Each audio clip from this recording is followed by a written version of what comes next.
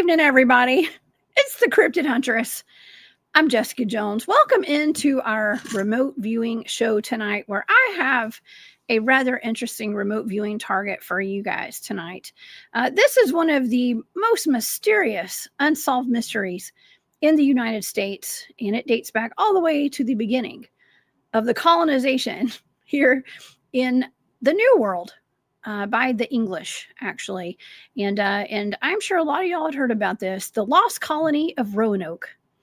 And there are some people who today claim they believe that werewolves, a Wendigo, and even a reptilian devil might have been involved with their disappearance. Now, there's a lot of different theories as to where those people went. Some of them more suspect than others. Okay, but this was tasked to me as a coordinate remote viewing target, a blind target, and I believe this one was done back in April, if I'm not mistaken. But of course, I don't always put these out to the public directly, and quite honestly, this one was a little depressing. Okay, this is a little depressing, but nonetheless, I had seen some buzz on online where people were claiming they thought potentially there was a werewolf involved. And I thought, man, it's a great time to go ahead and put this out to the public with this data. And so tonight we are going to dive into the lost colony of Roanoke. Could it have been werewolves or skinwalkers that were involved in the disappearance of all of these colonists back in the 1500s? And of course, I have my good friend, Mr. E.D. Testerman, aka Eric Testerman, here in the studio with me today. And he's done his own research on this. And so we're going to have a really good discussion tonight. And we're going to dig into what really happened to that lost colony of people back in the 1500s. So go grab your popcorn and some good drinks tonight. Okay, because we're going down this rabbit hole and it's going to be awesome. Okay, so if you guys missed our show from yesterday with Brian Sawyer of Bigfoots of Michigan, please go back and watch that, y'all. That was a great show. It was super cool having him in the studio. He actually ended up telling us about his personal up-close encounter with a fairy in his house. And this fairy disappeared into a portal by his electronics, by the way. And also about his experience at the crossroads, where he was given the opportunity to sign a deal with the devil. And yes, he was working with, I guess you could say, kind of Hollywood or the entertainment industry at the time. So go back and watch that if you guys haven't already. It is really fantastic. And yes. And so if you guys would like to check out the archives of all my shows and everything, y'all go over to my website, thecryptidhuntress.com. That's where you can find everything about the Cryptid Huntress over there. And all of my social media links are over there as well. I do want to give a shout out to all my Patreon members. Thank you guys so much for all your support. All of the data for tonight's target is posted on my Patreon. It's actually in the picture section tonight on this target, and along with a bunch of pictures and all the information about this incident, okay, of people that disappeared out of Roanoke. So go over to my Patreon if you'd like to see the data and follow along with the data tonight as I go over most of the data here live on our show. Also, I do have a shop that's on sale this week. It's called War Woman Goods over on Etsy. If you guys are interested in shopping with War Woman Goods, just go check out the goods. Thank you all so much for that support too. Okay. One last thing, I will be at the Full Disclosure Now conference coming up soon, July the 15th through the 18th. I'm speaking on the 18th. And so please come and see me over there, and you still have time to get tickets. This is the discount code, and I believe you can still get discounted rooms until the end of this month. Okay, so just tell them you're with that conference and use my discount code for tickets. Okay, let's get to our show tonight. I have so much to talk about. Eric has so much to talk about. We're going to have a really great discussion tonight. Let's get to it, y'all. In 1585, English explorer Walter Raleigh landed on the coast of what is now North Carolina and established Roanoke Colony, a single barrier island that is only 8 miles in length. Roanoke rests on the northern coastal tip of what we know now as North Carolina.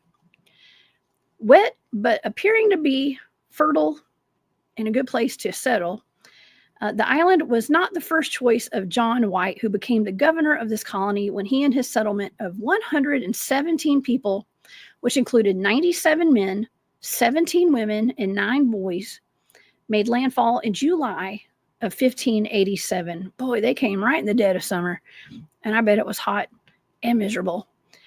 There were food struggles and attacks by local Native Americans, and a ship was sent back to England for supplies, but that ship would not return until 1590 due to the Spanish Armada's assault on England. And upon return, the entire colony had disappeared without a trace, and only the word CROATOAN, and CRO, I believe, were carved into a tree and on a fence post. And that's all that they had left of that settlement. For centuries, the disappearance of the settlers has remained a mystery, and several theories include that they had died of starvation or disease, cannibalism had taken place, there was an enemy attack, or they likely had just moved on to another colony, another settlement. But other people have theorized, and there are rumors, that something haunting and very sinister happened to them involving werewolves. Some say a Wendigo. And then the Native Americans that are local around there claimed there was a reptilian devil that inhabited that island. And some people claimed they think that reptilian might have taken that whole colony of people out. There have been recent dogman sightings on this island in this part of North Carolina. And some people say werewolves. I think it was probably dogman personally, but I don't know. And so, of course, that kind of gave some people, you can find this all over online. Some people do believe that that may have been the cause of those people disappearing were werewolves, y'all.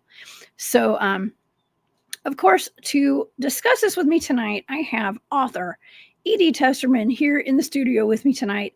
And he has been on my show a bunch of times, y'all. He's one of my regular co-hosts, actually. And you can find his books on Amazon. And he has a wonderful YouTube channel. It is called The Bizarre and the Unknown. You can find him there live throughout the week and also on the weekends as well over on Nighthawk High Strangeness channel on YouTube as well. Please help me welcome to the show my buddy, Mr. Eric Testerman. Hey, Eric. Eric, are you there?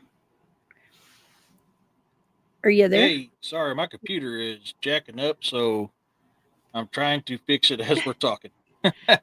Okay. Well, it seems like we've had up on my screen. I'm like lagging real behind, real bad. It's kicked me off once again. Okay. Well, if it's lagging, well, if you need to, you can hop off and hop back on when it's working or whatever. It's all good. Hopefully we'll get it to work. We've had a lot. Yeah, I'm debating if I've got to. Yeah, we've had a lot of technical difficulties lately, y'all. I don't know what's going on with the internet lately. And our internet speeds and stuff on every show, there's been something that happened amongst me or my guest. So, all right. Well, yeah. Can you hear me, Eric? Yeah, we got a delay, but I can hear you. Okay. All right. Well, let's just get into this. I'm just gonna dive right on in. Okay. Because this is a long-standing mystery, one of the oldest of the unsolved mysteries in the what is now the United States. But back then in the 1500s, there was kind of a race to kind of settle the New World, Eric, and the Spanish. I guess we had the Spanish, the English, the French. Okay, and I actually had just done a show about 2 or 3 weeks ago on the Casket Girls out of New Orleans. I know the French were settling areas like New Orleans, Louisiana, and parts of Alabama down there, and some say that they believe that the Casket Girls were actually vampires that were sent here by the French to settle in the New World. And I got some information today that some people believe that actual werewolves out of England, or a werewolf, at least one, was sent with the settlers to settle over there in Roanoke Island. Now, do I believe all that? I don't know, Eric. I don't know. We're going to have to look into the remote viewing data on this one, I think.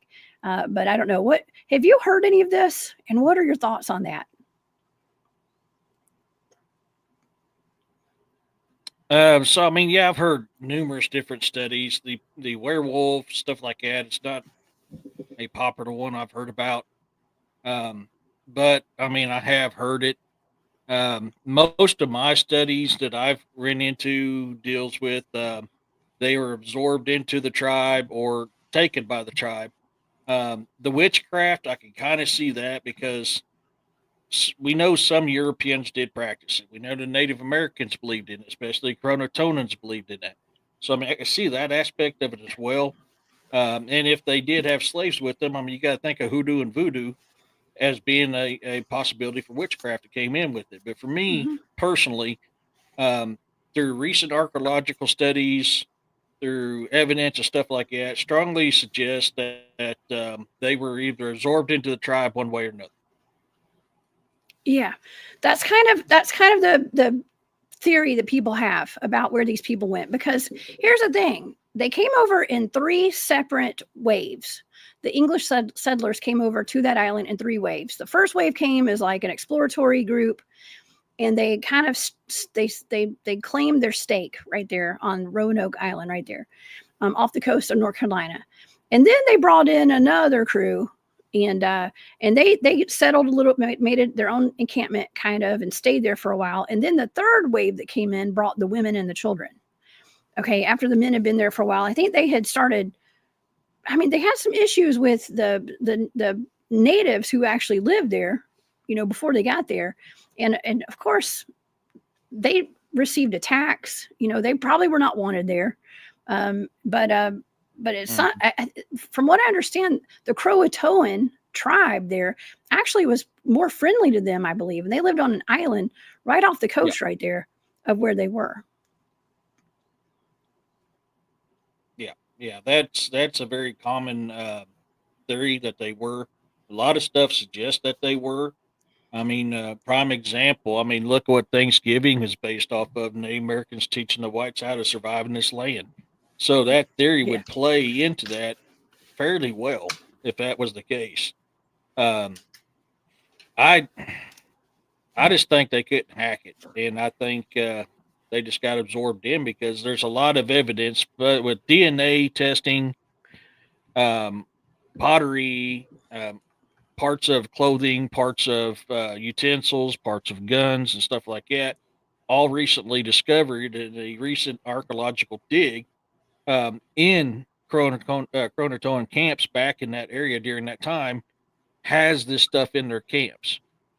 And that's why, for me, that's a very strong leader to what happened to me, which makes sense. If they're stuck there, they couldn't get recovery back in time. It was really delayed by a couple years. They had no way to survive. They didn't know how to survive. They were friendly with the locals, so it would make perfect sense that the locals took them in. Oh yeah, I gotta imagine those people. Not only when they came there, you have to be tough as nails, first of all, especially Yeah. women and children too. Had to be tough Hmm. as nails just to make it over that ride in a ship from England. I mean, that's a long ride. That's months in a boat, and then they get there, and Hmm.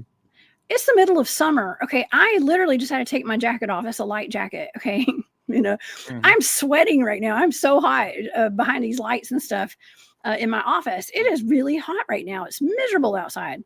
Right there on the coast of North Carolina too. I can only imagine. There's probably a breeze, but all the bugs, the animals, and the threats. Okay, people that want to hunt them down. I mean, there's even talk of cannibalism and things that were going on out Hmm. there. And I'm not saying the Native American people were cannibalizing. It's not. I'm talking about people that were starving. The settlers who were starving were said to have Hmm. start cannibalizing each other as they came Yep. here to the New World and didn't have food. That they don't talk about that much, but that is actually something that happened more often than people talked about. Which is where the big W comes in. People Yeah. tie the Roanoke people to the big W. Eh, I'm not a big subscriber to that one. But I mean, it's linked. The big W is linked to that Yeah, type but of the behavior. big W, just so y'all know, is the. I'm gonna say it one time. I said it earlier, but it's the Wendigo, y'all. Oh, And this Eric, this is supposed to live and thrive in cold weather, though. You know, that's what I've always been told, that it's actually like a White Walker out of Game of Thrones, one of these guys. These things are known to only thrive in like Arctic weather or snow and frozen land.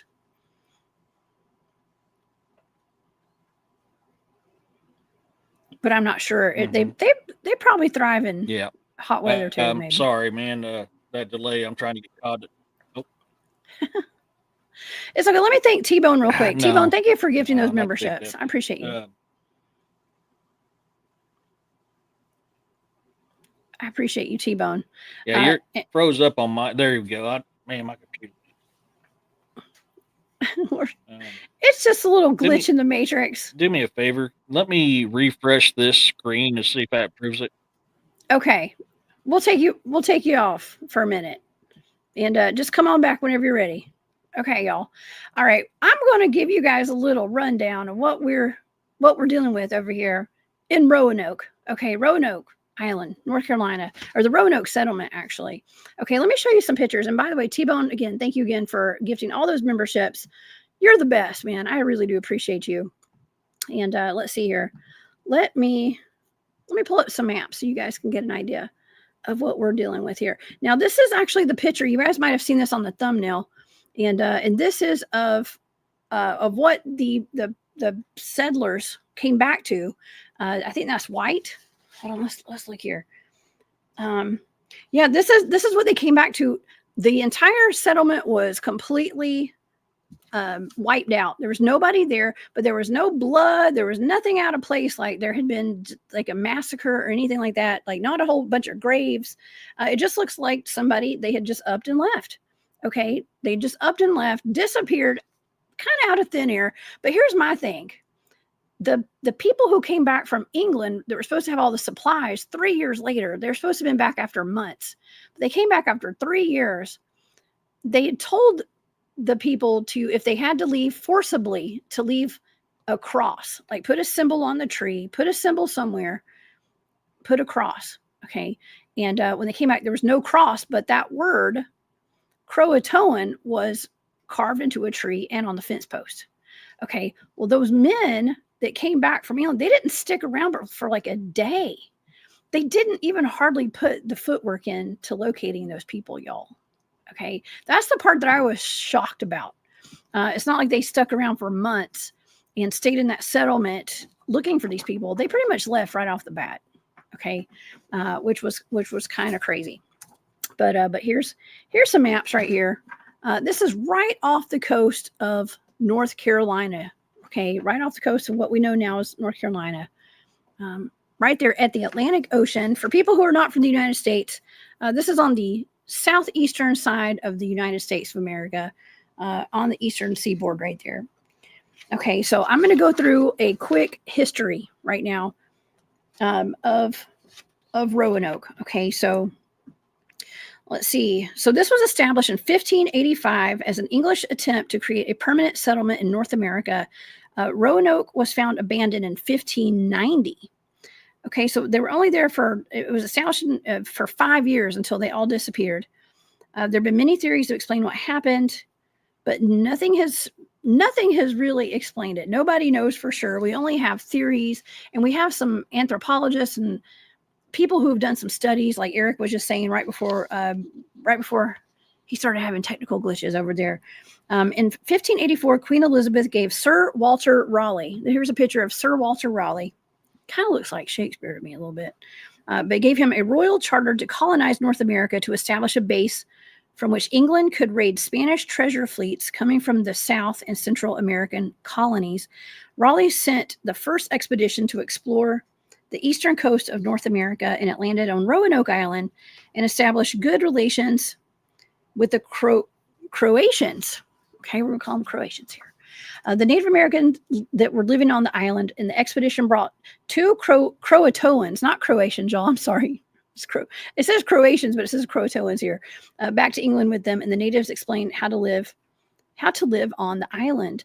Raleigh organized a second expedition after that, which was a total disaster. There were tensions between him and the Native Americans, and there was a whole lot of fighting. because they were mad that the English were exploiting the land and their resources, of course, as they should be. And many of this expedition, they did return to England, and only a very small group of men stayed back to protect their fort. It was like 15 people. And I think when they got back, not a lot of them were actually alive. But in 1587, they sent a third and final expedition, making Raleigh's friend, whose name was John White, the leader and the governor of this colony, which indicated they meant to settle the land. Now, I do believe that John White's granddaughter was born there. She was the first child that was actually born. If I'm not mistaken, her name was Victoria, but she was the first child that was actually born in this colony. And the same year that she was born, they went back to England and thinking they were going to be back within a month or, a few months. And it took 3 years. So John White reestablished good relations with the CROATOANs, but some Native Americans that the previous travelers struggled with refused to meet with him. And let's see, I got Eric back here. So John White returned to England in the late 1587, planned to return with more supplies. But like I said earlier, the Spanish Armada's assault on England in 1588 delayed that. And then there was a war between Spain and England. It made it difficult for him to get back. And so he couldn't get back for 3 years. Roanoke was completely deserted when he got back on August the 18th of 1590. That was his granddaughter's third birthday, that little girl that was born there, the first baby born there. Oh. And it was completely deserted. There was no sign of struggle. No battles appeared to have happened there. And it didn't look like any foul play. They said that it was just that word CROATOAN carved on a fence post and CRO on the tree. And all the buildings had been disassembled. So it looked like they had left in a hurry. Okay. But they had taken all their belongings and everything with them. And so the colonists were instructed to carve a Maltese cross on the tree if they were compelled to leave against their will. But there was no Maltese cross found at the site. And so they assumed the colonists had moved to the nearby CROATOAN island. But Eric, I was telling the audience, like, it's really odd. They didn't stick around and look for these people except for a day. It was literally like a day. Yeah. And so that they didn't really put in an effort to go there. Can you imagine this man? I mean, he left his family there, and then he didn't even really get to look for them because I think all of his men took off. And so they left the next day. They wouldn't go with him. The men would not go with him to go look for these people. And he wouldn't have survived probably if he'd gone by himself. So since the colonists disappeared in 1590, of course, there were investigations into what happened. And in 1602, Sir Walter Raleigh decided to find out what happened himself. He hired a ship, paid his sailors wages so they could focus on the mission. They reached Virginia, but severe storms forced them to go back to England before they were able to reach Roanoke Island. He arrived back in England, and Sir Walter Raleigh, this guy right here, he was arrested for treason. And I have no idea why he was arrested for treason, but he was arrested for treason, damn it. Okay. And so he was never able to organize any more trips back to Roanoke. And in 1603, another mission to find out what happened to those people was led by Bartholomew Gilbert. It ended in disaster too. They got into a storm and got off course. The team, when they got to shore, they were attacked and unalived by Native American tribes that were there. And the remaining crew returned to England without finding any information about what happened to those people. And that was that. That was that. And there are a whole list of possibilities as to where those people went. Some of them are supernatural. Some of them are cryptid related. Some of them follow like Native American legends of some of the curses, I guess you could say, that were out there. But I think the overall consensus for most people, most scholars who look into this, I would say, is that they were either kidnapped, they were unalived, or they succumbed to me, it doesn't seem like it would be cannibalism because they didn't leave like, it looked like they just got up and left and maybe moved inland somewhere to go maybe assimilate with some of the Native Americans there that were already there. That's what I've always thought, actually, but I didn't know for sure. Yeah. Yeah, I'd say you're probably right. Now, everybody, I apologize. I went to a different who all here to stream from to see if that works better. So hopefully it is. It's If that's wonderful. working. You don't apologize, Eric. It happens. It's Oh, all good. We good. don't have that delay. We don't have that delay now, too. Sweet. Yes. Um, Perfect. but yes. So I mean, with that in mind, it does bear the question: Why was he? Why did they only search for a day, and why was he put up for treason? Yeah. Makes you wonder if there's something that may have happened that Hmm. caused all this. I don't know. End result, though, I'm the same boat as you. They got absorbed into the tribe. But Hmm. it is weird, and you have to pose that question. Um, hey, Moondog, you have to pose that question. Why did they search for Dave? Why was he put on treason? What happened that got back to the higher ups that caused this to happen? And it's almost like they were set up to fail from the beginning. Now, Yeah. during this time frame, there was a lot of wars and stuff going on during this time. I mean, a lot of conflicts between England, France, Spain. Um, I'm forgetting one. France, Spain, Anyways, and England. Well, yeah, the Spanish and the English were fighting. They were definitely warring. They were all trying to conquer the New World over here. They had to yeah, come state their claim, right? yeah. And see, in that area, the two common entities that controlled that area, which in that area was known as Raleigh's land, which Hmm. was controlled by the British. Just north of them was the French. Now, the British and the French were at each other's throats because of that stuff going on, but the Spanish also owned land in that area. They're trying to move. They all were trying to move in on each other. There was fake Hmm. land claims going on. There was land claims destroyed so they could make their own mark on it. I mean, this stuff went on and on and on. And there's tons of historical evidence to suggest this, not just in writings, but actual markers found that were destroyed and replaced with a different country's marker. I mean, the Norse were here Yeah. way before anybody else was. The Norse was here. I mean, they got evidence of the Norse people from east to west coast, from south to north coast. I mean, the Norse were here for eons, and they had markers up way before the British, the French, and the Spanish came here. And the French, British, and the Spanish were all known for destroying these Norse markers and making their own land claim on it. Now, how they make markers was they create stones and they make a mark on the stone and put it in an area. That was known as a marker. That was a Mhm. land claim. So, whichever Wow. country decided to do a land claim, they would find a stone, make a mark, and bam, Bob's your uncle. You got yourself a land claim. But the easy to destroy or remake. So that was Hmm. a bad side to it. So that tells you there. Okay, well, we know the French was trying to take over Raleigh's land. Did the French come down, start some stuff with Roanoke, cause them to come out? Is that one good reason? That is a possibility. The Yeah. Spanish could have very well done it too, because the Spanish were huge in Florida. So I mean, that's another possibility as well. So we have to play all these into consideration when we're thinking about Roanoke. I mean, they were surrounded by enemies on all sides. The most of your Native Americans were very friendly with the people of Roanoke, but not all of them. So you have to consider that as well.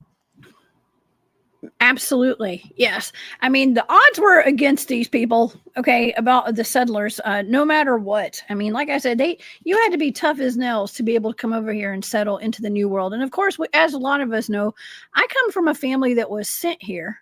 Uh, when Georgia, okay, but my family came here under a penal colony, okay, to come settle in a Mm-hmm. penal colony. All right, and Mm-hmm. maybe it's just because my family were rebels against the crown. I like to think that that's Mm-hmm. probably what happened. I'm pretty sure that is what happened actually. They I can't they say were much. My people took over most yeah. of England. Well, my family, like I said, we come from. You and I have had this discussion. We got Viking Yeah, blood and stuff. So my family we they come were from the Welsh. same stock.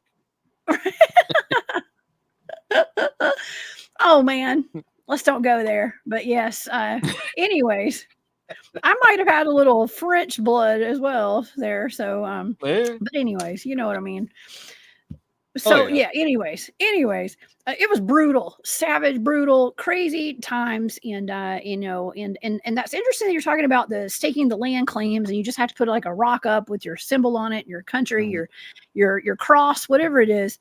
Man, those were the good old days, I guess. But not only did you couldn't just put your claim there. There were Native Americans that already owned that land for the most part. You know what I mean? And so there was just constant battles, I would assume, and very dangerous. Nobody was safe back then. Nobody. But yeah, for an entire community just to vanish off the map, it sounds like when you first hear this story, it sounds like, oh, there was something supernatural that happened. But really, when you dig into it, it's like, well, it really seems as though they were probably, like you said, absorbed into native tribes that were already here. That's what happened. You're talking about when the Pilgrims came, they celebrated Thanksgiving, right? It's like, there's some kind of mutual, I don't want to, a mutual benefit that they both found in each other in some way. And they were able to come here. Actually, I got to tell you something. My Welsh family that came here, they actually spoke Cherokee. And oh wow, I just got full body goosebumps all over because I don't know how I'd forgotten that. My Welsh family, they never spoke English until generations later. They came here speaking Welsh and Cherokee. And so my family was not Cherokee at all. I don't think there's any Cherokee in my family, hardly, except for maybe my great grandmother, at some point, but I don't know, you know what I mean? I just know that my family spoke Cherokee. They assimilated to work together and for the benefit on both sides somehow, you know what I mean? When they got sent over here to that penal colony, you know what I mean? But they lived amongst the Cherokee. Okay. And that is very, very much so in my family history. My dad has given me the lesson on that not too long ago. But even their gravestones are in Welsh too. It's not in English, or it's not, it's like Welsh, some Welsh dialect or whatever. But nonetheless, okay. It's just really odd to think like, well, did they just walk through a portal? Did aliens take them? I mean, it's probably not as complex as that, Eric. Probably not, but I don't know. I mean, there were werewolves back then, probably.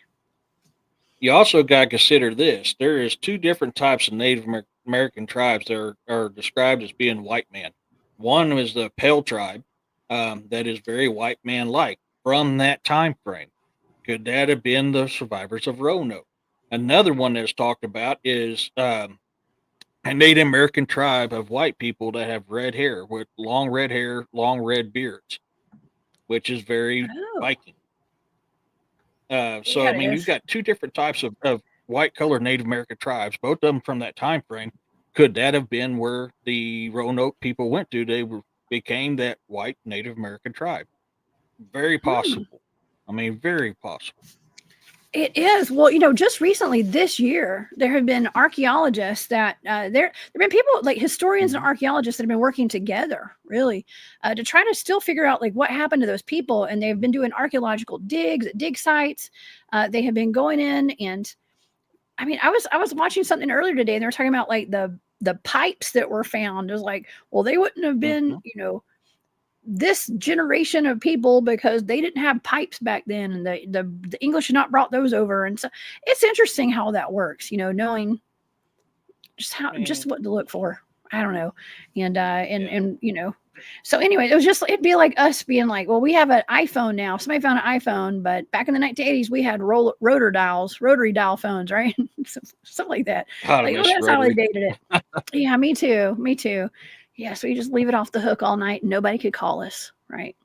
But except for when you're trying to do something on a computer and somebody gets a call, then it's like shut the computer down. Yeah, right. Oh my gosh. Well, they were talking about how some of the Native Americans in this area, some of the different tribes, I guess, there's just people of Native American heritage had gray eyes eventually. Gray eyes. And I'm assuming that's kind of blue. I don't know. I have like green gray eyes. Okay. But they say that it was interesting because it felt like there had been some kind of combination of like possible European blood with the native blood. Actually, it's like if that's how I'm saying. I hope I'm saying that politically correctly. Okay, but some sort of like a combo happened, if you know what I mean. And so, but it was kind of like, and they said that around the area too, as you got further inland, there were more like European style structures and things like that, like something that the people that came from England would have made, as opposed to like the Native Americans, their style of the things that they were building out there, of their structures and stuff. So they think that, so they were saying they do believe that the colony of Roanoke probably went inland, and just kind of assimilated. Yeah. But I don't know. I think it's kind of cool because this was given to me as a remote viewing target. Okay, and it was I think the target specifically is what happened to the lost colony of Roanoke. Okay, but I guess before we go over that data, let's go over some of the possibilities as to where these people went. Okay, because number one, we got the colonists were absorbed by local Indian tribes and the local Indian population, or they were captured and used as slaves.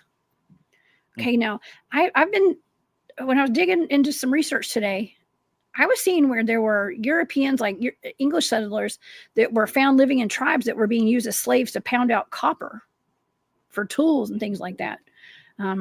That's interesting. How often? I mean, did that happen pretty often, you think, Eric? Yeah, probably more so than what we're told. I mean, you take into consideration what we call as the 5 civilized tribes of the Native American culture: Cherokee, Chickasaw. Oh my gosh, I'm brain farting. Anyways, there's 5 civilized tribes. It was known to be the 5 civilized tribes is what the white man calls them. When you do a DNA test on their bloodline, it comes back Jewish. What? So the fact that this really? is the 5 civilized tribes, the DNA, they done a DNA test on the 5 civilized tribes, and they all have Jewish DNA in them. I didn't know Which that. stands to reasons. When white man came over to try to preach Christianity to the native people, like the Cherokee, for instance, look at the Cherokee cross. The Cherokee cross looks like a cross. When the hoo-ha people came over to teach natives about God, they seen the cross and bowed to the cross. They knew what the cross was. These all civilized tribes knew what this cross was, knew about Jesus. They just said it in a different word. So it's believed that the 5 civilized tribes was a lost tribe of Judah throughout generations. They've kind of, between melding with other tribes and other stuff, things got changed a little bit, but they knew a lot of the same stuff already.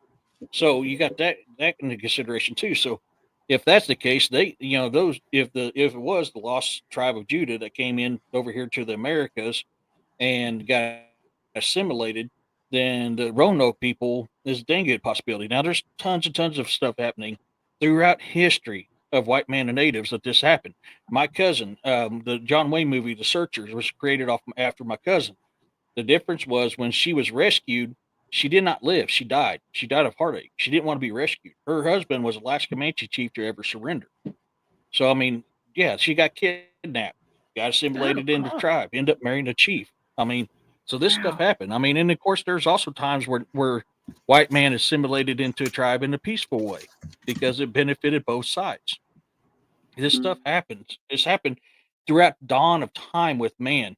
We interbreeded together, and I mean, look at your European descents. There's a lot of Neanderthal DNA amongst the Caucasians. Look at the Asians. There's a lot of Denisovan DNA mixed in with them. This stuff has been going on throughout history. So the fact that it could happen to the Roanoke colony is very, very possible. It is. Okay. Well, thank you for that information. I always learn something brand new every time we do. Every show I do, I swear to goodness, I learn something new. Now, so let me go through some of this history. This is a little history lesson right here too. Okay, this is some of my notes. There is what's called it's like Zuni, but Zuniga, Zuni with a GA at the end. Zuniga is what I'm going to call it. I can't. Zuniga. Okay.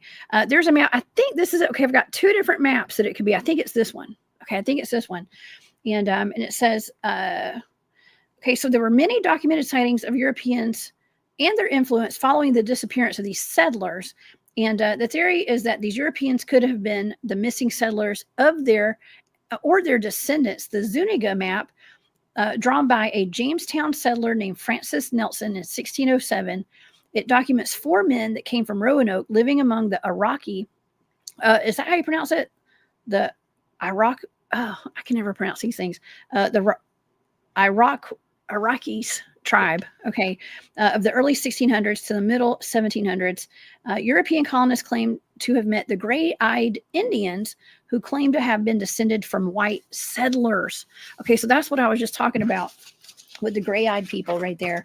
In 1696, a French Huguenots left records of meeting blonde-haired, blue-eyed Indians soon after the arrival along the Tar River. And in 1709, John Lawson wrote a book called A New Voyage to Carolina, and it records Croatoans living on Croatoan Island, claiming they used to live on Roanoke Island, and they claim to have white ancestors.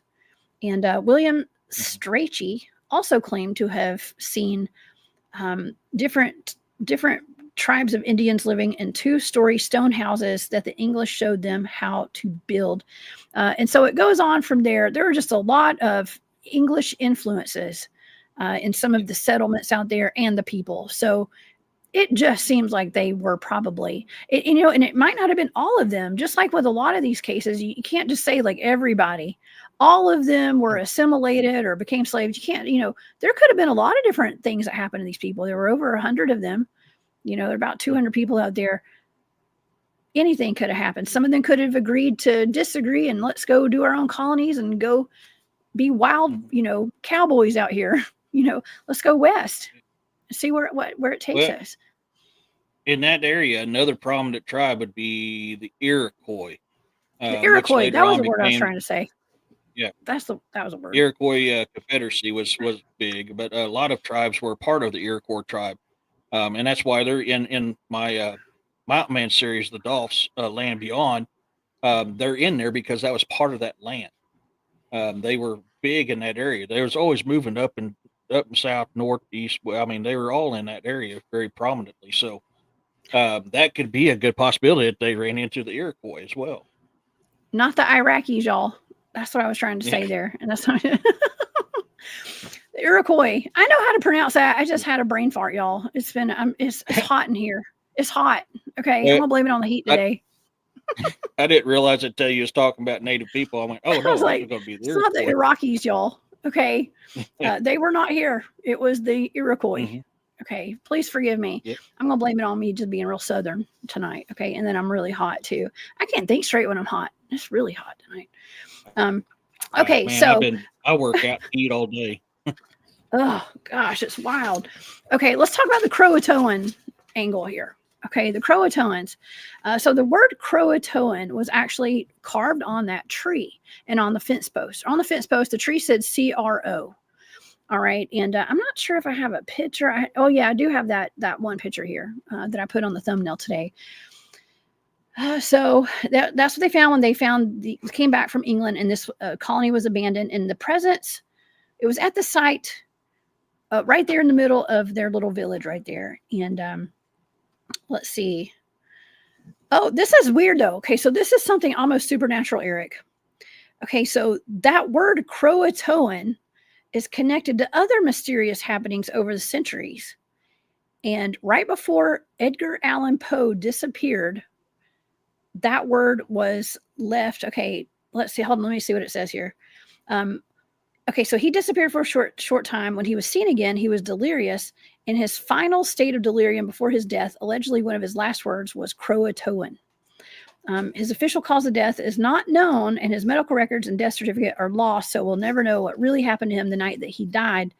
But this word Croatoan has also appeared at several other famous disappearances in the 19th and 20th centuries. In 1888, the stagecoach Robert Black Bart carved the word Croatoan into the wall of his cell before he was released from prison. He was never seen or heard from again. and it was found in Amelia Earhart's journal the day she disappeared in 1937. What is going on with that, Eric? I know that sounds kind of weird. This is almost like a trivia. Okay. This is like a weird this would be a great trivia question right here. Like, what word was found right before all these people mysteriously died and stuff? Let's see. There was the last, let's see, Ambrose Bierce. There was some kind of, the bed that this guy slept in. I don't even know who he is. He must be an author or something. He disappeared in Mexico in 1913. He wrote the word CROATOAN in one of the bedposts of his bed right before he died. And in 1921, CROATOAN was written on the last page of the logbook on the ship Carroll A. Deering when it crashed on Cape Hatteras near Croatoan Island. The ship was missing its entire crew. That's weird. That is weird. Mm-hmm. Okay. Oh yeah, because I mean, is it a coincidence? There's been. Well, you and me deal with coincidences every day. Yeah. Right. You know, I mean, I'm almost to the point there ain't no such thing as coincidence. There's just facts that happen. I mean, you got so many disappearances, right. So many weird things happen to people in that general area. Man, I mean, it's got to be tied to it. Now, you know, the CROATOAN did believe in witchcraft. They did believe in witches and witchcraft, and you know, and that is part of it on the lure behind the Roanoke people. That is one of the variables. So, if witchcraft is involved on a Native American side, the white side, or the hoodoo or voodoo side of it, and you got all these different disappearances, odd things happening tied to that word during different time frames, makes you wonder on that, because there's something to it. If we're getting different time frames in the general location of this happening with that word tied to it every single time, there has to is it a curse tied to it? Is it something that was passed down because you know they could have put a curse on this land because of what happened to them?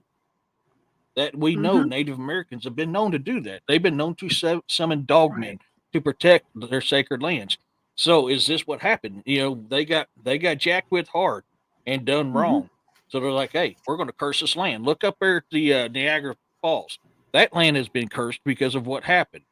You know, so if you got all this going on, that is a very good variable for what's happening. Now, is that what happened to the Roanoke people? I don't think so. But I think that probably came into play after that because of what white man did to him. Oh, man. Well, okay.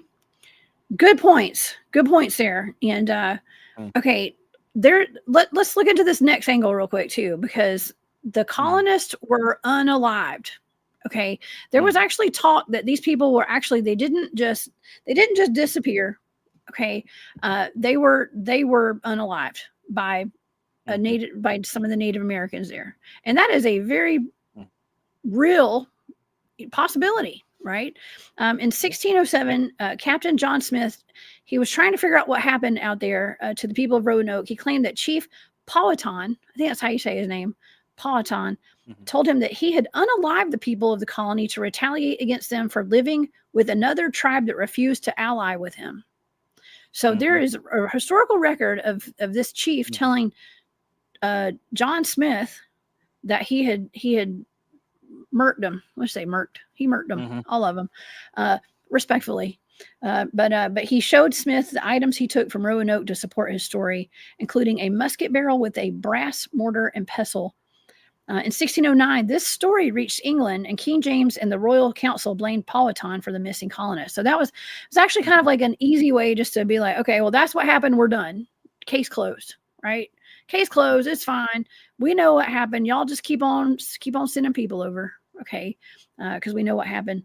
And there was people that were backing up the story, confirming that the slaughter did happen, in fact, and that the chief had claimed that he ordered the unalives because there was a prophecy that he would be conquered and overthrown by people from that area. And so contemporary historians and anthropologists dispute this story because there were never any bodies found. There were no bodies or archaeological evidence found to support this claim. But the story has pretty much persisted for hundreds of years, though, Eric. So there wasn't like a mass grave or anything like that, I guess is what they're saying. Yeah, and that wouldn't make sense. I mean, they could have been buried in the swamps. They could have been buried in the water. I mean, they could have been buried in the ground with nothing to protect them. It don't take long. So riddle me this. Who all in here's hunters? I'm the I'm a very huntress. avid hunter. Heck yeah. Yeah, right. If you Little cryptid. harvest something and you leave the bones out in the woods, how long does it last? When it's laying on the ground, it don't last very long. You got mice, you got squirrels, you got all other kinds of things that eat that ivory. That is very Mhm. nutritious for them. So if that happened and they got unalived in that fashion, and they were left on the ground, it is very, very possible that once the buzzards, the coyotes, the wolves, and everything else got done with them, the other things of nature came in and erased all the evidence, and that way you wouldn't have absolutely zero evidence of them being there because nature done its job and cleaned it up. Right. Well, yeah, and of course, if there's like any kind of, witchcraft going on, things Mhm. like that, they could have ground up all their bones and used them for rituals or Mhm. something too. Mhm. Made them some bread with their bones or something. I don't know. I Mhm. mean, anything is possible. Anything. They could have shrunken their heads and worn them as necklaces. I don't know. I doubt that happened, but I'm just saying. Pretty much anything could have happened. But yeah, that the chief was like, nope. I already had there was already prophecy that they were going to come and take over, so I just nipped it in the bud and got rid of Mhm. everybody. Yeah.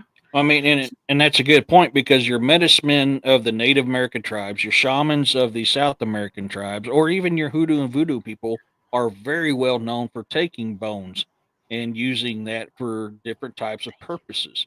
So that could be very, very well in that realm of possibility for what happened to the remains if that did happen.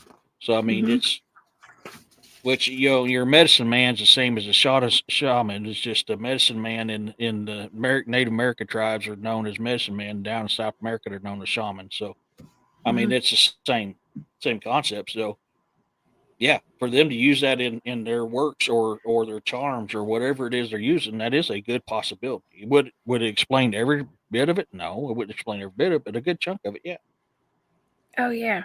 Well, and okay, so there's that angle, and then also you had mentioned earlier the other colonists, the other settlers from other countries had a vendetta out too, right? They were all trying to take over that land. So 100% it could have been the Spanish as well. It could have been any of them that came in Mm-hmm. unalived, that whole crew there. Oh yeah. Of course, I don't Yeah. think that there was any kind of, I mean, they probably would have put their flag down or put a stone down to claim that land at that point, and I don't think they did, Yeah. you know, No, but not that I know of. If it did, it got erased, which was very common back then. Because you got to think, on each side of them they had Spanish, and to the north of them they had French. That was two of the major countries that was warring with Britain off of these claims. So hmm, maybe that's what happened. Maybe that was a part of Spanish land at one time, and they were mad that the British were coming in and taking over. So they went in and did what they did, erased the markers, and Bob's your uncle took off. Or I yeah. mean, I don't know. It's a possibility. Well, there were definitely Spanish settlers in the Florida area, going up towards Hmm. South Georgia, and the rumor was that the Spanish settlers had actually kind of snuck up there. They say it's kind of like snuck up there and taken them all Yeah. out just to get rid of them, so they wouldn't try to encroach on their territory down there. I mean, it was a dog eat dog world around these parts back then, and very dangerous to live there. Um, they say that there's a theory that Spanish troops secretly traveled north and eliminated the English colony. The Spanish were known for being offensive against other European powers who tried to settle in the America. They attacked forts located in South Carolina and Florida throughout the 16th century. Um, but a Spanish attack on Roanoke Colony is doubtful because no bodies were found. Again, here we go again with the no bodies were found. No bodies were ever found, and the Hmm. Spanish were still looking for Roanoke in 1600s. That's 10 years after the colonists went missing. So they were claiming to still be looking for this area. The Spanish had not found it. 10 years later. Also, the settlement's fortifications were dismantled when White returned in 1590, indicating an evacuation, not a violent attack. I find that very interesting. Okay, so we're gonna mark out probably I'm not gonna mark it off the list because we haven't gotten to the remote viewing data yet. Okay, No. But it's less likely that they were attacked and wiped out that way. Okay, and they had written the word CROATOAN on that thing, so. Which, like I said, they were friendly with the Croatoan, so that makes sense. Now, I want to play devil's advocate here. Okay. What if Croatoan was written on that gate post as a way to throw them off the trail? Yeah. So Could that have would been. happen. I mean, they did that to each other all the time. So it could have been, let's just say, yeah, the Spanish came in and took revenge for what was happening. I love that, Poncho. You're the man, dude. um, what if they did come in and say, hey, we're going to take our revenge out on you, and we're going to mislead them so they can't find you, and write Croatoan that wooden post there on the gate. That is a possibility. Not one that I follow very well, but I'd be doing everybody a disservice if I didn't mention that is a possibility because that stuff did happen. It sure did. A lot of saboteurs, a lot of spies, a lot of people sneaking in and throwing people off track. I'm sure that definitely happened. I'm sure it did. Okay, well, this is the next idea of what happened to them, and this one's kind of gross. Cannibalism. We had talked about cannibalism in the beginning of the show tonight. There are two theories about this cannibalism. Either the people of Roanoke were victims of cannibals, or they had to resort to it to stay alive. And that's, man, I remember, I think the first documentary I ever watched when I was younger about the missing people of Roanoke, they said that I think it was kind of angled towards I think they were cannibals. They'd started eating each other. There actually wasn't there like the Dahmer family? If it's not the Dahmer family or something, I don't know. I know there's Jeffrey Dahmer, but it seems like there was like the Dahmer family. There's some family that it did end up having to resort to cannibalism. There were some settlers or something. I don't know. Maybe I'm confused. That was, oh my gosh. Oh my gosh. The Donner Party. The Donner Party, not the Dahmer family, the Donner Party. That's it. Were they settlers too? I mean, yeah, they were crossing over the mountain I believe that was during the Oregon Trail, if memory serves me correctly. It's been a little while since I looked into that, but they were crossing over the mountain, I believe, going to Oregon, and they got stuck on the mountains, and then they most of them had either mysteriously disappeared, which they could have got lost, but a lot of them were bound to be fed upon. So on your cannibalism, they're forgetting one major factor when it comes to this cannibalism. There was a lot of giants in this land back then. Every Native American tribe has a story about giants. Not all of them are red hair like people think. I mean, the Cherokee one was not red hair. But there was a lot of giants. What was giants well known for? Eating humans. Oh gosh, that's such a great point. One of my favorite giant stories is from somewhere I've been, Judaculla and Sukaloo. Is right there in North Carolina. Now I think that's more western North Carolina than it is eastern. Like this is off the island is off the eastern seaboard, but however, it's still in that same region right there. It's a matter of if you drive it, it's a few hours or 3-4 hours, I think, from where Judaculla is. But still, if we had Judaculla Sukaloo there in Judaculla, not too far from Cashers and what are the names of those places out there? Can't remember, but there's giants, and that was even before. I don't know if that was before the Cherokee, because I remember that was Sukaloo was there living amongst the Cherokee. He used to drive off the warriors and the hunters from that land right there where that rock is, Judaculla Rock. Yeah, if they didn't pay him respect and ask permission to hunt on his lands, he would run them off or he would eat them. So, I mean, that is definitely a possibility, which Cherokee was another tribe that was in that area. So that is a possibility. Well, that's a wonderful point you're making right there. So yeah, so not only were we having they were contending with starvation and the weather and not having to build everything from scratch. and being in a foreign land and fighting off the native tribes. There's giants, okay? And all the other things, bears, North Carolina is full of bears, okay? Cougars, mountain lions, snakes. Wampus Jeez, cat. that sounds, the Wampus cat, that's right. Mermaids, they had mermaids as well at Cape Fear over there before they dammed it up. And that's a good point, Joe. Joe says, but why leave the word CROATOAN behind? And absolutely, why leave it? You know, it could, probably because they went to the Croatoan Island. Probably that's what I think, but I don't know because we got to look at the remote viewing data first. This is interesting.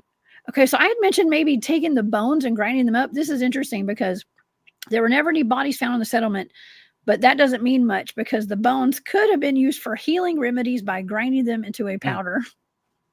There you go. Dang. So then they could have also been picked off gradually. We're talking about a 3-year,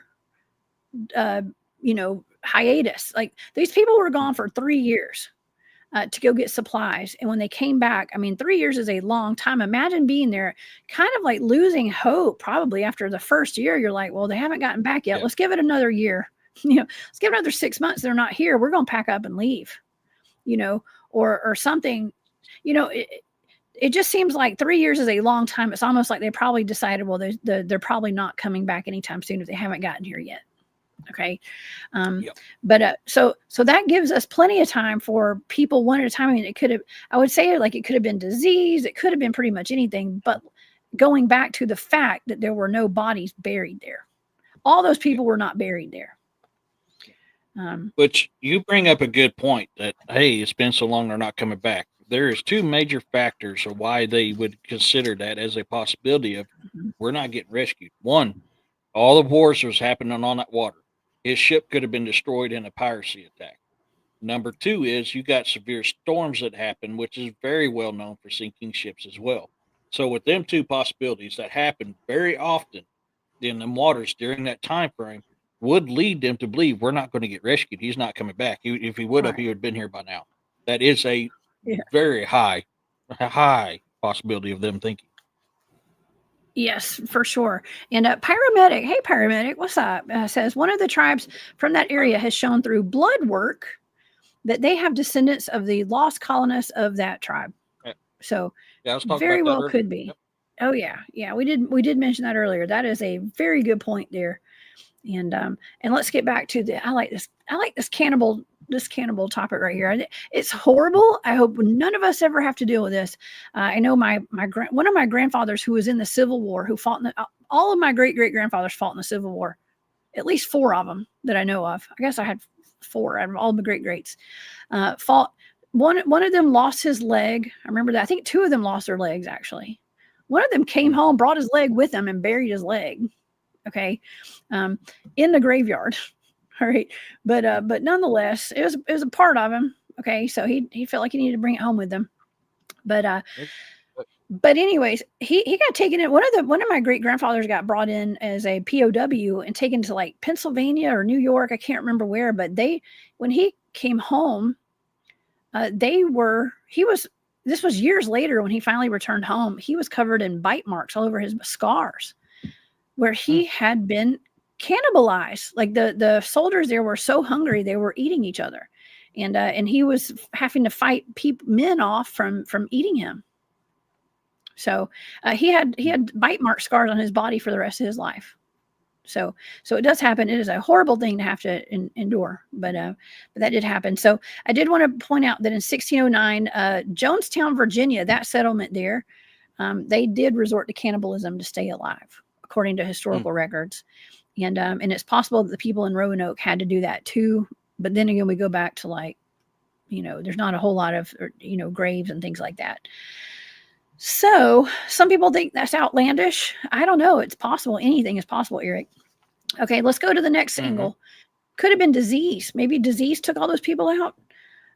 But there's not a whole lot of support for that. Of course, they would have come here without the immunity really to fight off diseases and viruses that might be here with the local natives and things like that they encountered and other settlers.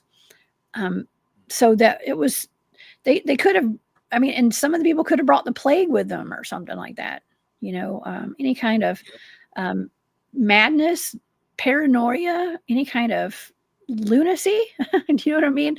I could imagine taking a ship coming over here. Imagine how people get depressed today. Like, we've all gone through depression, but imagine back then. You got to be tough, but my goodness, it'd be easy to slip into like a madness, really, coming over here. So it could have been, people said it could have been something like that, like not only a disease, but it could have been a virus. It could have been insanity, right? Insanity. And so, yeah. And also, have you ever seen that movie? I think it's called The Beach. I think it's called The Beach. It's got like Leonardo DiCaprio in it. I think, I don't know. I'll never forget that movie. I think this is the right movie. I am so terrible with movies and names, but I think it's called The Beach. And it's like all these people go to like this island and they go live there. It's like a paradise. And seems like they're living there, having a wonderful time until all hell breaks loose eventually. They all are kind of like having to take care of each other and themselves. They have to kind of have they have to figure out a way to, it's almost like this, like they've settled into a new island. They don't even know that there's like drug stuff going on there and all this kind of stuff. But I remember like at some point, like when people would get, like, they like to surf. It's a tropical island. Oh, they're surfing. Somebody gets bit by a shark or something. Somebody gets a bad injury.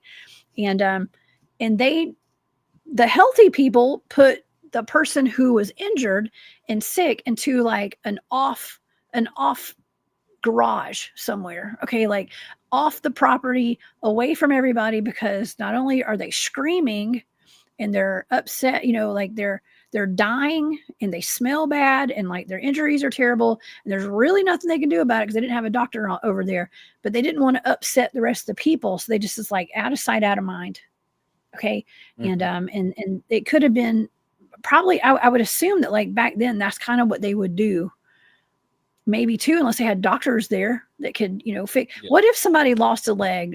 They're right there at the ocean. They have great white sharks that swim right up to North Carolina's coast right now. There's literally great whites. One of the largest great whites in the Atlantic ever spotted, I believe, was just seen and spotted off the coast of North Carolina. What is it, on an average of 3 foot of water, you can have several different sharks in it? Yeah. Just 3 foot of water? Yeah. Now, I'm not saying everybody at Roanoke got ate by a shark, y'all. Okay. We're not saying that. I'm only using that as an example of something that my Southern accent just came out pretty bad just then. But we're using this as an example of like, this is maybe what they had to go through there, is like they had to like put people off somewhere. And I don't know, maybe their bodies are buried off somewhere else. The people that died like one at a time from things like shark bites or whatever. I don't know. Okay. It's just a thought. Okay. So let's move on to the next one. So disease, we had disease. We've had, people being captured, used as slaves. They could have just assimilated. They could have been unalived. And cannibalism, witchcraft. Let's talk about witchcraft as well. And we did already kind of talk about witchcraft a little bit. But, okay, the CROATOAN could have, now this is a theory, they could have executed the colonists as witches. like they thought that the settlers were witches, Eric. And does that make sense? Would that make sense? I've actually got a picture here, a circle of witches. Okay. From back then. Yeah, they could have done something that upsetted the CROATONans, and they was like, "Oh, you're practicing witchcraft."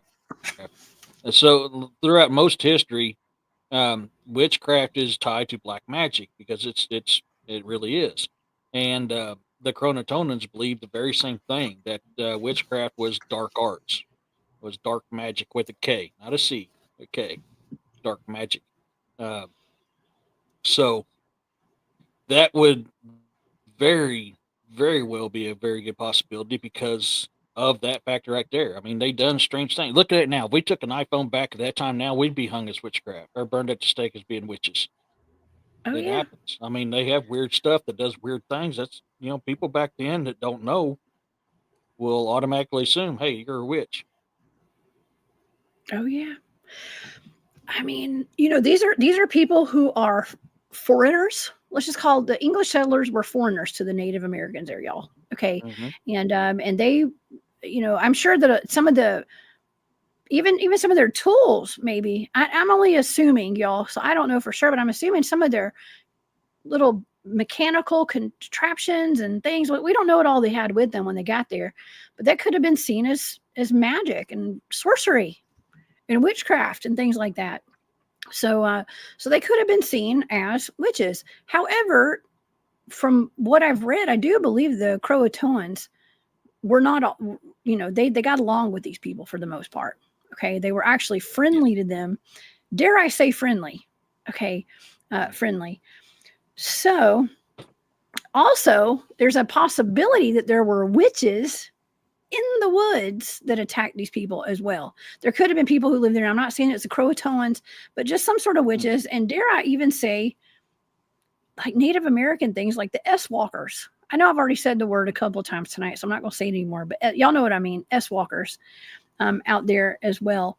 And so, and to be clear, the definition of like a witch would be people who use black magic to commit evil acts. Okay, so that's what a definition of a witch is.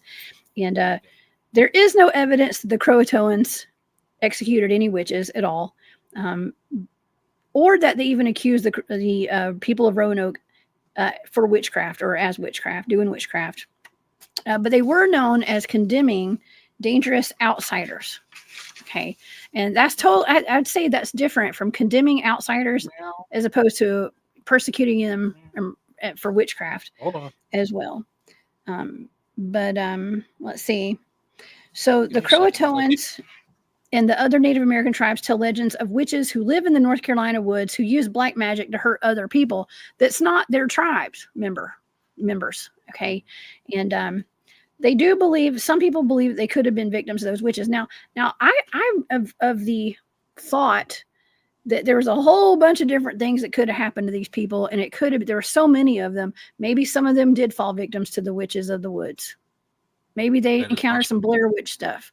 Maybe some of them were unalived by local tribes. Maybe some of them were, maybe some of them assimilated. I think it's a whole big mix of a whole lot of different stuff. That's what I think. Riddle me this. What type of Native American witch type spirit, supernatural entity lived in that area? And you've covered this before. Well, we've got the S-walkers and we got Spearfinger. Okay. Spearfinger. Is that where you're going with that? My favorite Spearfinger. I was about to say, I was trying not to give you too many hints because I almost said it's your favorite one. But Spearfinger was in that. I'm gonna be here for Halloween this year. Maybe I should do that. That'd be fun. I'm gonna embody my Spearfinger. I'll get a piece of liver. Okay. Yeah, I'm gonna be me, a fluffy redneck. Oh my gosh. Well, I was a dragon. I was a mother of dragons last year. Okay, I actually did a show on Halloween. That was fun. You're not gonna live that one down. Yes, I was. I had a dragon on my shoulder. Okay. Mm-hmm. This year I may have liver on my finger. I don't know. We'll see. Okay. But all right. So Spearfinger could have come after them, y'all. I didn't even think about that because she's like an ancient shapeshifter. Yep. Very ancient, right? Mm-hmm. Man, that's really cool. Okay. Well, good. See, I love thinking outside the box, and that is really true. Roxanne says, "Uncle Fluffy, hi." Why everybody's calling you Uncle tonight? What's up, Uncle? Well, that's one of my new nicknames because I always tell everybody I'm Fluffy. I'm not damn yet, but I'm not far from it. I'm still in the Fluffy stage. Okay. So I'm Uncle Fluffy gosh. Oh my god, y'all, you're crazy. You're cray. Okay. All right. Well, so this is going to be my favorite explanations right here. I'm not saying it's true or is right, but I'm saying this is going to be my favorite. And we've got more. Okay. So we got the supernatural and religious explanations. Okay. We're going to go there with this. And yes, y'all, this does include cryptids. All right. So let's dive deep into this. And then we go over one more thing because there's something called a dare stone we're going to talk about. And then we're going to get into the data as to what the remote viewing data says. Okay. So there's all these different explanations. This is one of my, I'm going to say it's my favorite because it's the most interesting. I've never heard of this before, Eric, but I was talking with you about this earlier today, and there is a theory.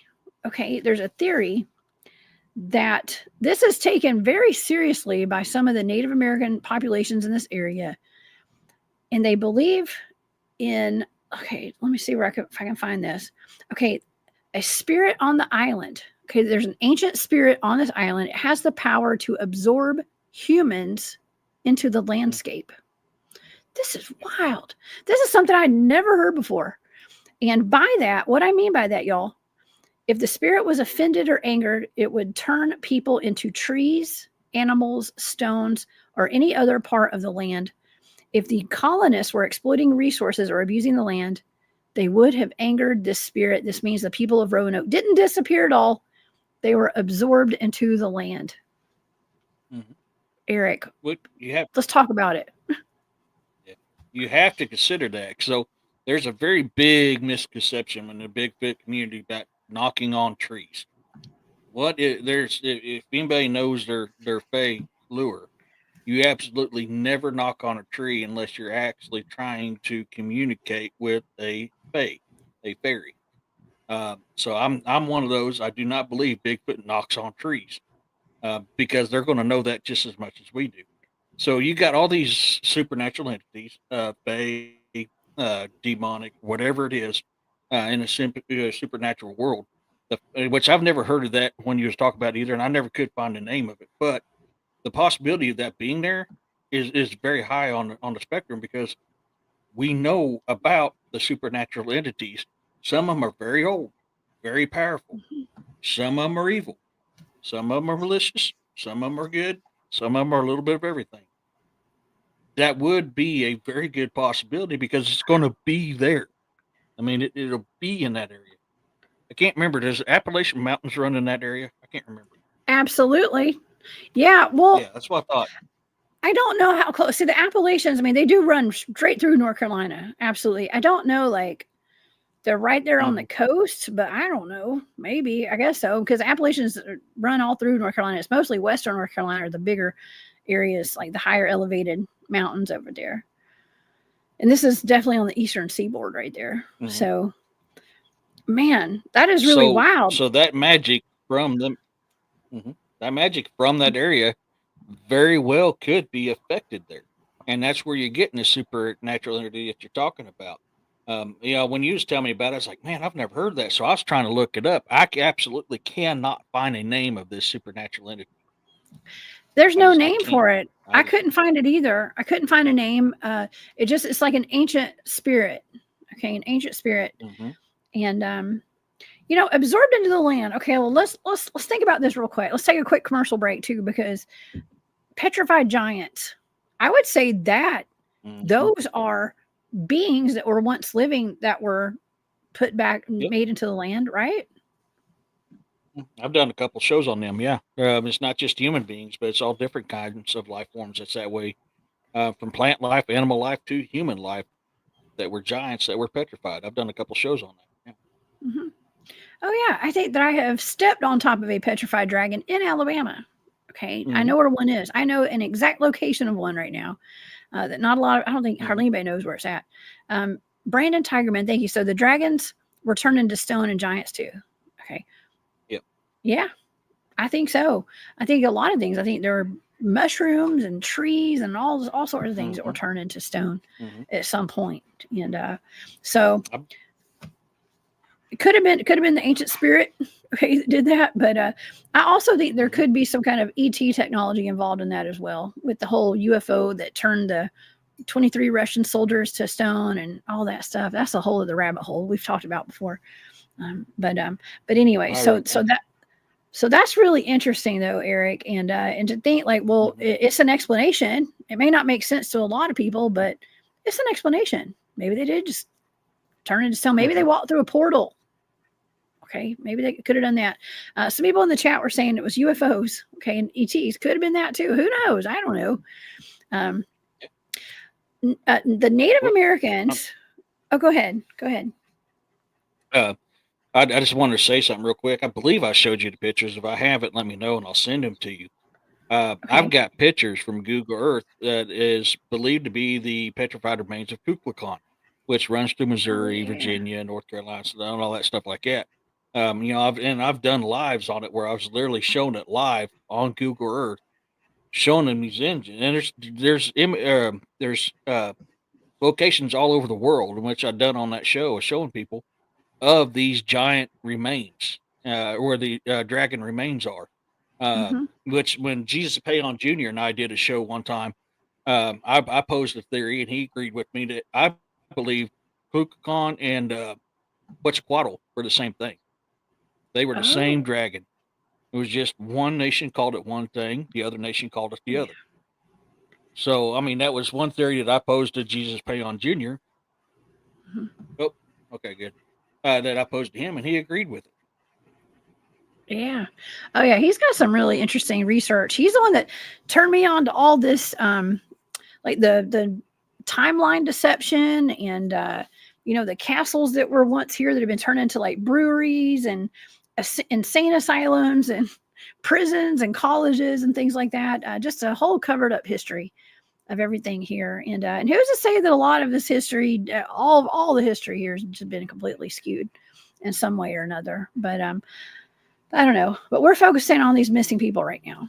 Okay, we are. And let's go to the next one. So they could have been absorbed by the spirit, whatever the spirit is, the ancient spirit. Um, the W. Okay, I said it earlier in the show. There's a lot of people in here that probably weren't here when I said that. I'm going to say it one time. Eric does not like saying it. It's the Wendigo, y'all. Okay, now I've always been under the assumption that that spirit, whatever you want to call it, it's almost like a White Walker from Game of Thrones, and it only thrives in cold weather. Now, is that true, Eric?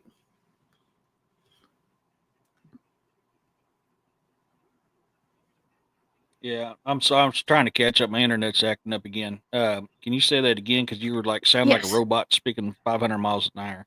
Okay. The big W. I've always been under the assumption that it is only in Oh, here in cold climate. That right there. Um, so what, yeah, okay, go ahead.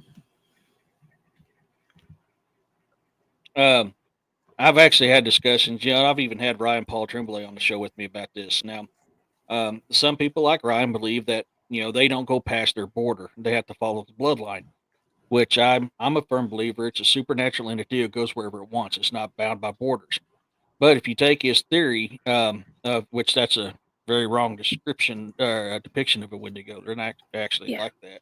But if you go by that theory, you got to think about how many times the tribes have bred in with other tribes, which would follow the bloodline, which would travel all over the world.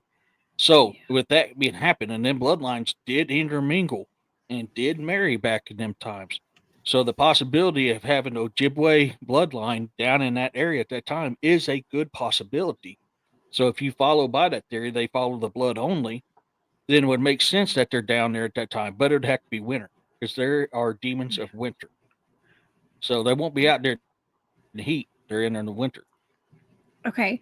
Well, they're actually so they were bringing up the big W because of the cannibalism aspect of what could have happened. They say Mhm. that so when people resort to eating human flesh, um, their bodies are taken over by the big W, if you know what I mean.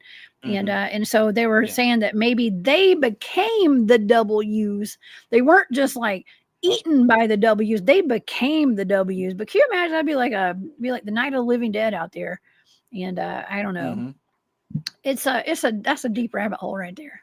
That's a deep rabbit hole. That is. Yeah, But it is. I mean, that is possible. I mean, you'd be doing everybody a disservice by counting that out because that is a Yep. possibility that could happen. I don't believe that is the cause of it, but that's not to say one or two of them that didn't happen to. I Could have don't, been. I'm just not one of those that's on that one yet. Mhm. Okay, well, here's one last possibility when it comes to a supernatural or Mm, paranormal type of an entity, and it may not be supernatural or paranormal. It may just be what it is. It is what it is. The mhm, CROATOAN believed in the reptilian devil of the woods. Wow. Okay. They said that mhm, it's an evil spirit that it could attach itself to people and it made people violent, greedy, and paranoid. They believed this reptilian spirit had possessed the settlers once they started to turn on each other after White left for England to retrieve more supplies. So that was one of the CROATOAN people. So I guess they said, I mean, I think that some of the settlers probably assimilated with them, but some of them might have been taken over by this reptilian devil spirit as well. So that's another thing that could happen. I mean, this just sounds like hell, personally, out there. But that's it. Look how many look how many times throughout history that you have a reptilian type figure that is depicted in that area, and we're talking about Louisiana all the way to Florida. I mean, there's so many, and I don't know what happened to it. I had a recent video of a reptilian coming out of the swamps in Virginia, coming up. So the possibility of it being a reptilian, and the fact that the CROATOAN believe in them, absolutely. I mean, that is a good possibility. Oh yeah. Yeah, it could be. I mean, we have the lizard man of Scapor Swamp is one of the most famous lizard men in the United States, famous reptilians. And what was that, back in early 1990s, I think, when that was real, when that all the main sightings happened. It was sometime in the 1990s or 1980s. I can't remember. 80s or 90s. Yeah. But that's right there in South Carolina. That's on the coast right there. Late 80s, early 90s.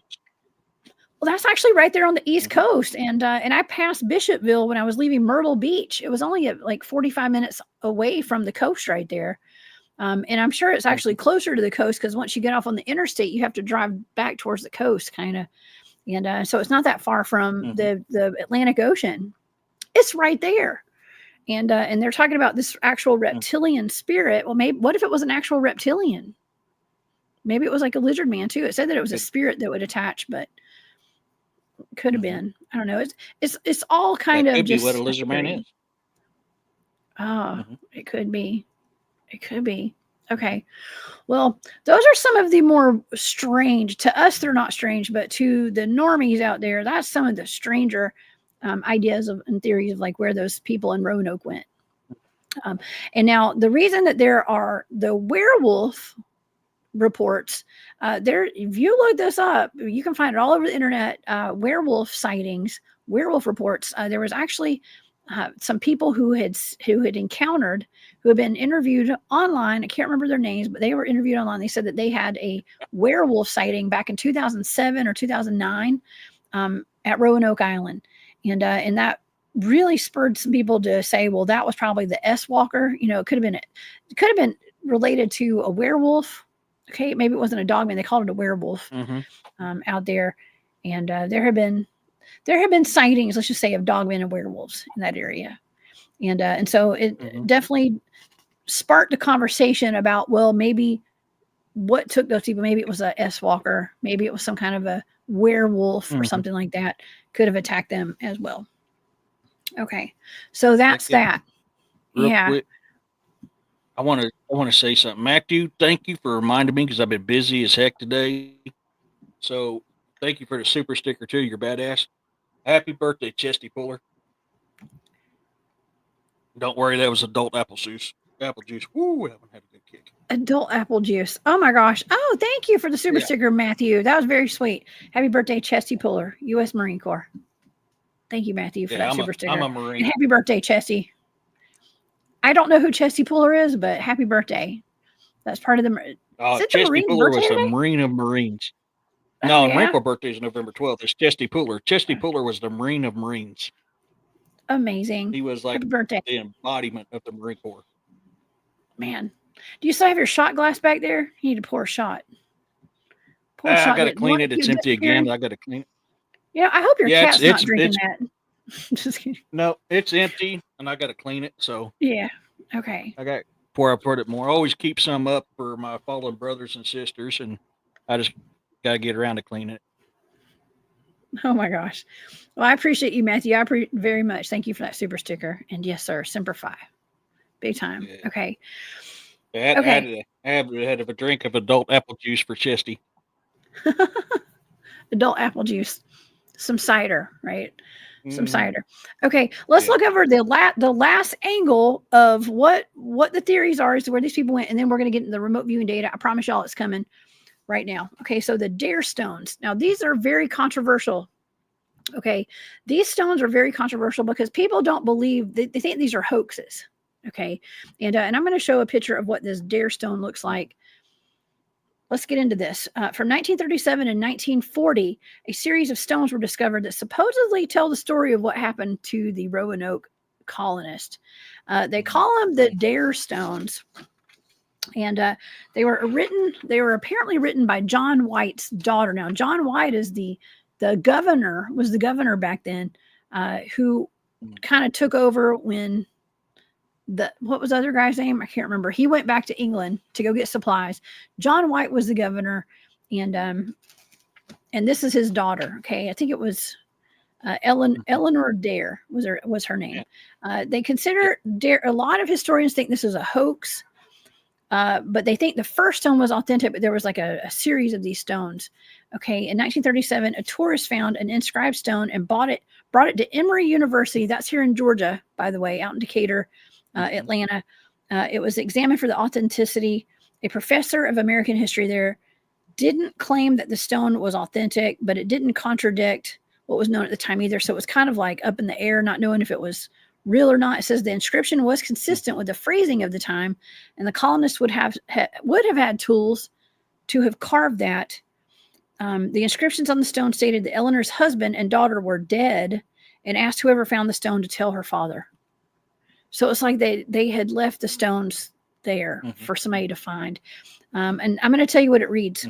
If I can pronounce this right, y'all. Okay, the first line is Ananias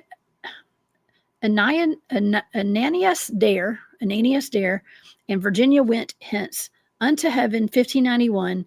Anye Englishman shoe, John White, Governor via, is what it says. The other side of the stone reported that only 7 of the Roanoke colonists were left alive, and Native Americans unalived the rest. It was signed E.W.D. Eleanor White Dare. Well, that's kind of interesting, right? Because, I mean, I know this has been one of America's longest-standing unsolved mysteries, but I mean, what if this was authentic? Okay. Basically saying that 7 people survived and the rest were unalived by the Native Americans there. And it says in 1940, 47 more stones were found dating back to 1599. One stone dated from 1592 claims that survivors of Roanoke are safe living in a tribe in the Nacoochee Valley in Georgia. One dated from 1598 claims that Eleanor Dare had married the local chief. Another stone claimed that she had given birth to the chief's daughter, and the tribe was angry, and Eleanor requested that her father bring the girl back to England with him. A stone dated in 1599 stated that Eleanor Dare had died, and she had a daughter named Agnes that survived her.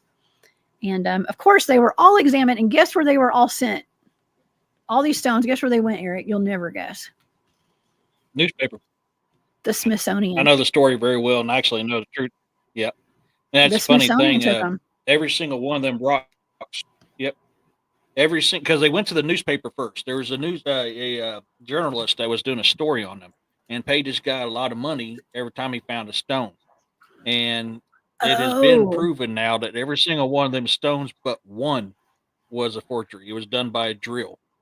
The only one that was not done by a drill and was older is the one you're looking at right now. I'll be. Yep. Wow. Okay. So, and that was the first one, which said that Eleanor's husband and daughter were dead, and asked whoever just to tell her father. It didn't say anything about like people being unalived by the tribe there or anything. It was the only one that was authentic, they say, was that one. But why would the Smithsonian take all of them if they weren't real? Well, because Smith. No, sorry, go ahead. No, I'm just going to say the Smithsonian. I don't trust them. That's me personally. Nope. That's my opinion. This is for entertainment purposes only. Nope. Yep. Okay. No, they're known to hide the truth, regardless if it's real or not, because they don't want anything to go outside the norm that we're taught every single day, because that would collapse the known society. So that's very common Right. for them to do that, which is my opinion, my theory, my hypothesis. So I'm allowed to say it because it's mine. Right. So This is all for entertainment purposes only, y'all. Okay. But we just have there's just a history of just like, man, just a whole cover up of the truth. And I don't know. I just find it interesting that they would have taken all the stones, not just that one, you know.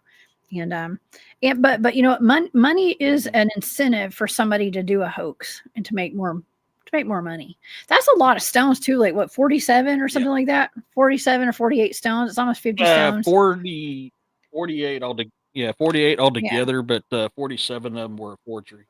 Yeah. So, and you're right. It was determined, but it was determined by like Harvard. You know, we've talked about like secret societies, like the Skull and Bones and stuff out of Yale and Harvard or whatever. I don't know. They're having like Geronimo's head, skull, and stuff like that. I mean, I don't know. I'm There's just saying. been geologists and investigators, researchers that's actually done studies. Some of them stonemasons, actual geologists have done studies on these rocks, and every single one of them came back to the same theory. That it was made with a drill. Yeah, that all of them were, but the one was made with a drill. It's proven they'll show you the drill marks on every single one of them. So okay. I'm a believer that that's the truth. I don't believe that she made 47 of them because she probably didn't have the time to. Giving certain situations, especially if they were actually captured, she wouldn't be making 47 stones, folks. Come on. No. if they were taken by the tribe, that ain't what happened. Now, if they went willingly, yes, that is a possibility. She could have done that, but no. The only one that's actually came back that was chiseled was the first one. Oh yeah. Well, good points. Okay, good points. And really, she just wanted her father to know that her family had died. Somebody let him know. You know, that's what mattered at the time. And then the narrative began. You know, it's his story, I guess. Whoever had the drill got to write history, right, Eric? He who has the tools writes history in stones, the dare stones. Oh my gosh. Okay. Well, let's get into the remote viewing data. Okay. Because we've gone a good hour and a half talking about all the different angles of this. And now let's get into this blind coordinate remote viewing target that I was given. And this is, I was actually asked to do this one again and I didn't. Okay. I was asked to like look into it one more time to get deeper in it. And I didn't, because I remember like getting this data, not knowing what it was. And I was like, this is depressing. I don't even want to ever touch this one again. But anyways, I'm going to get into some of the, I guess we'll get into the sensory data first, and then I'll get into some analytic overlay, and we'll go from there. Okay. Because I only have 2 pages of pretty intense data here. Okay. And this, the target is what happened to the lost colony of Roanoke. Basically that was that actual target. That was the prompt. Okay. And some of the, and by the way, if you guys want to see this data, for yourselves, go over to my Patreon. It's all there, y'all. And thank you to all my members for all your support. I appreciate y'all. Okay, so here's some of the sensory data. Green, many, grouped, sections, survive, hard, tough, confused, uplifted, and tied. Tied. Tied. Okay. So here's some of my analytic overlay. This is like what I was trying to make sense of over here, what I wrote down. Vegetation. Vegetation was my first ideogram, actually, that I drew out.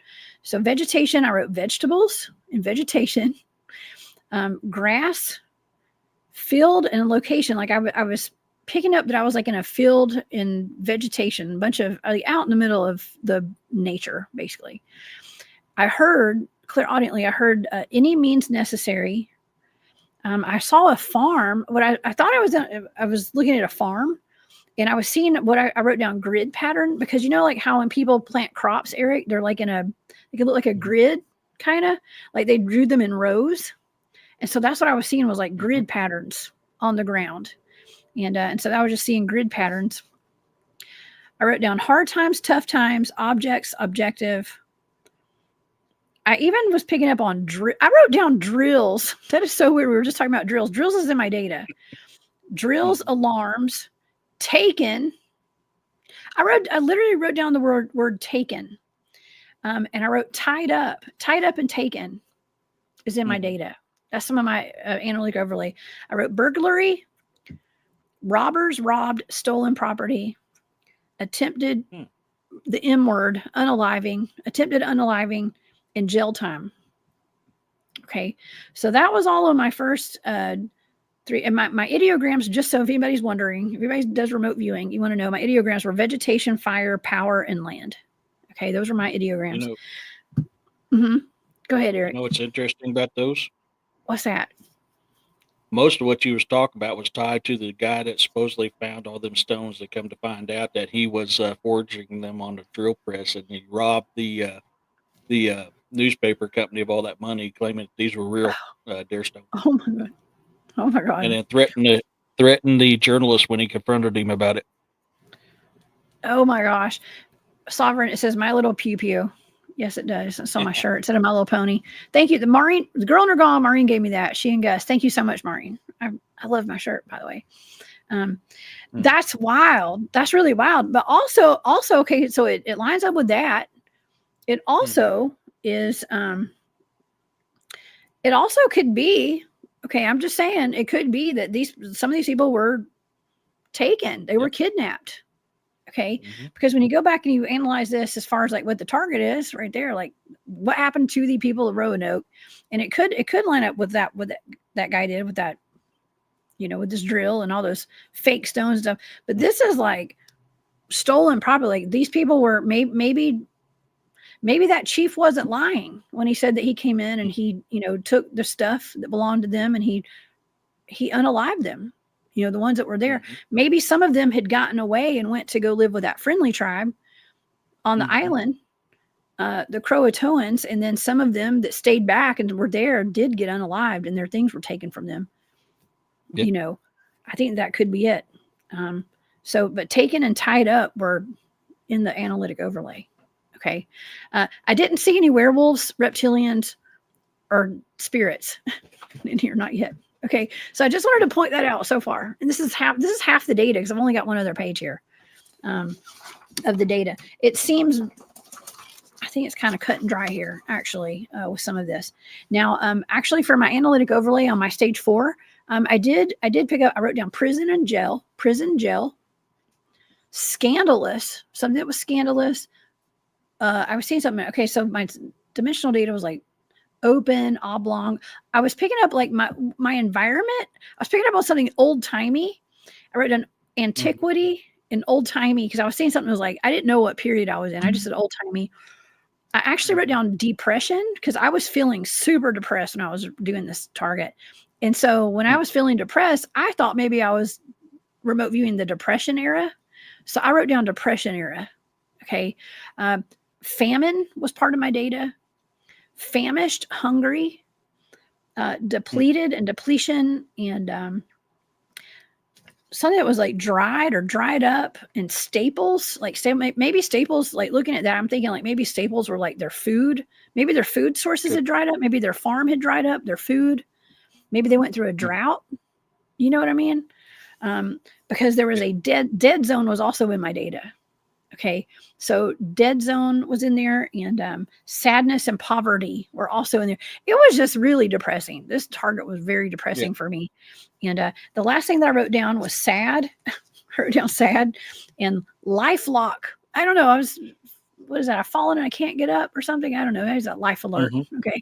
But I wrote down lifelock. I don't even know what that means, but that was in my data as well. But a lot of poverty, sadness, and depression, big time. Something that was dried up. I'm assuming it was their crop. Maybe their crops had dried up as well. And but it definitely was. There was a lot of hunger. I wrote down famished and hungry and famine were included in there. So like, what happened to the lost colony of Roanoke? No werewolves. Okay, no reptilians. No W's. Only L's. If you know what I mean. It seemed like a whole lot of L's. They took a L, and that means a loss, y'all, in case anybody's wondering. Okay, no W's, a bunch of L's, and I think that my analysis of that data is that a lot of people probably did die, but Yeah. it was kind of, it was not supernatural, Eric. Okay, that's my final word right there. Not supernatural. There was a famous chief, and we use his name from time to time. And for the longest time, I didn't know that was the name of an actual chief from that time frame. Can't remember it off the top of my head, but he was very well known for attacking white settlers. Well, I'm sure that was pretty common back then. Mm-hmm. Pretty common. And like I said, I think that the people, this is my analysis personally, I do believe that they probably split up, and maybe some of them were, they knew they were going to be attacked, and so some of them had gone off to potentially to the what is it called, to that island, okay, the CROATOAN island, and assimilated, I think, or maybe they went inland and assimilated, and the ones that stayed back probably did get unalived by that chief, okay, and he did take their stuff, and I think that's what happened. And the sad part is they did not, when the guys from England came back 3 years later, they did not take the time to look for these people. They didn't. They're just like, oh, they're gone, and then like they sent like recon missions, eventually. But they got thrown off course. Like, no, they never really got to the bottom of it. And at that point, it's to each man his own. You know what I mean? Like, there's no like telegrams and internet and sending letters or anything. There's no post office back then. You survive or you die. You assimilate, and you make friends, you do whatever, or you don't make it, or you go and be autonomous, do your own thing, and live off the land and disappear into the wilderness. I mean, that's what, sometimes I feel like I'd like to do that. Just go feral. You know what I mean? Just go, go live off grid somewhere. And it is what it is. So I think that's what happened to these people. No, Machete's bringing a good point. I mean, most of the time, your adult men were the one that's unalived by a hostile entity, where the women were taken as, how do I put this politely, pleasurable commodities. Oh, and the young was brought in to do some hard labor. I think that's a good way to put that. Yeah, I'm trying to find that comment. I'm so far behind on the comments, y'all. So I apologize. Yeah, it was. Man, that unfortunately, it was not a good place for women to come and to be here during that time whatsoever. And if you came, you needed to be with your husband, your dad, your brother, people that would protect you, because that was just, unfortunately, it just was part of that life back then. And, we just had done that show a couple of weeks ago about the cassette girls, or the casket girls, that were sent to New Orleans because there were not enough women there. There were no women. The women that were there were like prostitutes, and, they were undesirables, as they called them. And so the King of France started sending these women over, and the first wave were, the looser women, the girls like to party and stuff. Okay, and weren't so desirable when it came to like marriage and stuff, I guess. And so there was a call for like more desirable women. So he sent a bunch of virgin women over. Okay, what they called it, and so they came over. But I think those women ended up being vampires. Okay, now I'm not saying they were for sure, but potentially they might have been. Some of them might have been vampires and stuff. It's a good possibility. So, yeah, well, that was one of the theories, Eric, was that when the people came over from England, there were one or two of those men that came over that were actually werewolves. Yeah, I've heard that. I heard werewolves. I've heard vampires. What's another? I mean, there's been a few of them. Yeah.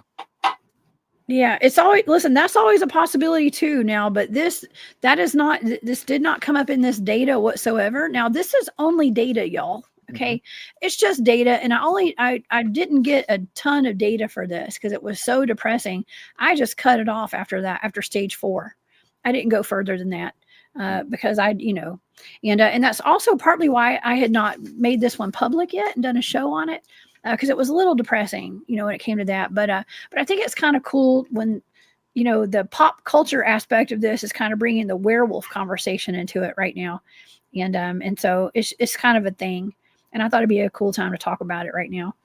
And plus, who doesn't love a good mystery, and history? Oh yeah. Yeah. But yeah, I don't know. I mean, werewolves are steeped throughout history in all different cultures. They are. Oh yeah, they are. No, werewolves. Well, we got to kind of look into that a little bit because it's like, well, people want to know, like, well, how did, were those casket girls the first vampires of the New World? Or had they always been here? They're still down there in New Orleans, allegedly. Yeah. And we do know there's a lot of black magic. We get into the history of this area and the native tribes there. There is black magic. There are witches. There are S-walkers. There's all that stuff was here then. Okay, it was here before these settlers came in there. And so it is cool to bring this to the table and to talk about it because it's part of the history. But it's not the history that's in our history books for the most part. No. So it's funny because one of your oldest known vampire cases is actually Lilith. And it's talked about in ancient Sumerian and the Old Testament in the Torah, not the modern day Bible we know, but the Torah and the Old Testament, which makes sense because the Jews came from Samaria. So if you actually study the Old Testament through the Torah, where it originally came from, in ancient Sumerian, it's almost identical to a T. So that would make sense why Lilith was talking about. Lilith was first Eve, Adam's first wife, created from the earth, the same as Adam. She's the oldest known vampire that you have. Now, werewolf, couple different theories. Nubis is one of them, as one of the oldest werewolves. And then, of course, the Native Americans will tell you that Dogman is one of the elder big brothers, one of the first beings. They've been here longer than man. But there's stories of different kinds that go back to the werewolf. But the leading theory is Nubis is one of the oldest werewolves, but there's many different theories out there. Oh yeah. And did I freeze up? Nope, I can hear you. You're still good. Don Donaldson says most tribes unalived the men and took women and kids as slaves. And that is also a harsh reality. Also, if the men, the protectors, are unalived, that leaves the women and the children wide open to not only the giants and stuff, but to the tribes being taken into slaves. And I was reading some articles about some of the settlers actually were taken into slaves and they were used to pound copper, is what I was reading. They were used to make copper, I don't know, weapons and whatever they're making out of the copper. I know at the Etowah Indian mounds, they actually had excavated some of those here in Georgia. And I went to the Tellus Museum in Cartersville, which is where the Indian mounds are. And I was seeing, they had an exhibit there for a while. I don't know if they still have it or not, but oops, there goes Eric. So they had a display there at the Tellus Museum and a lot of copper items there, from weapons and jewelry, like ornate copper items out of those mounds. I think it's tragic they've taken stuff out of those mounds and stuff. But yeah, lots of mounds. No telling what all they took out of those mounds over underneath Lake Norris, y'all. What's up? We need to talk more about Lake Norris and all the mounds that have been covered up with all these man-made lakes. But that's another story. That's a topic for another day, right there. But yeah, it's wild. The wild east, I'm going to say, instead of the wild west back then. So I don't know. What you think, Eric? You think we covered it pretty good tonight? I think we did. Yeah. I don't know what's going on with my internet. I don't even have. I guess it is starting to cloud up, but I'm like, man, I don't know why my internet's acting up so bad today. Hey, it's actually not that bad. But yeah, no, actually. it's. I agree with your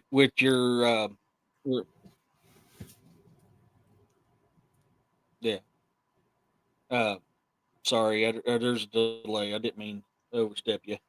But I believe your remote view is pretty spot on. And that's I've been studying the Roanoke thing for a while, and that's pretty much where my view comes in. And a lot of what you had on your remote view actually crosses with what happened between that journalist and that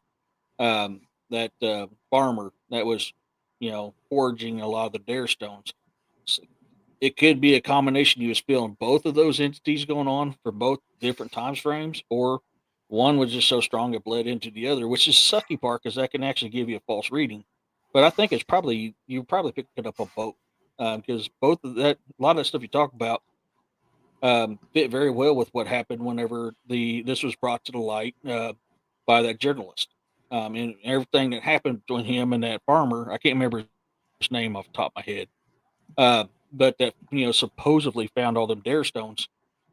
Um, that it fits with that bill there too. So yeah, I agree. I think that they were probably most likely. Yeah, you're right. Half of them got assimilated. The other half got unalive. Hmm.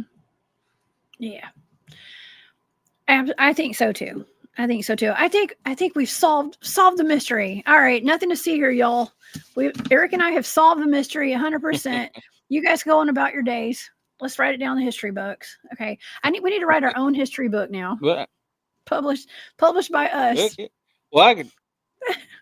Mhm. I'm just Well, I kidding. could tell you, your remote views are pretty spot on because I've had you do two for me on investigations that I've on, and both of them have been extremely accurate on two different investigations. One's a werewolf investigation that I'm on.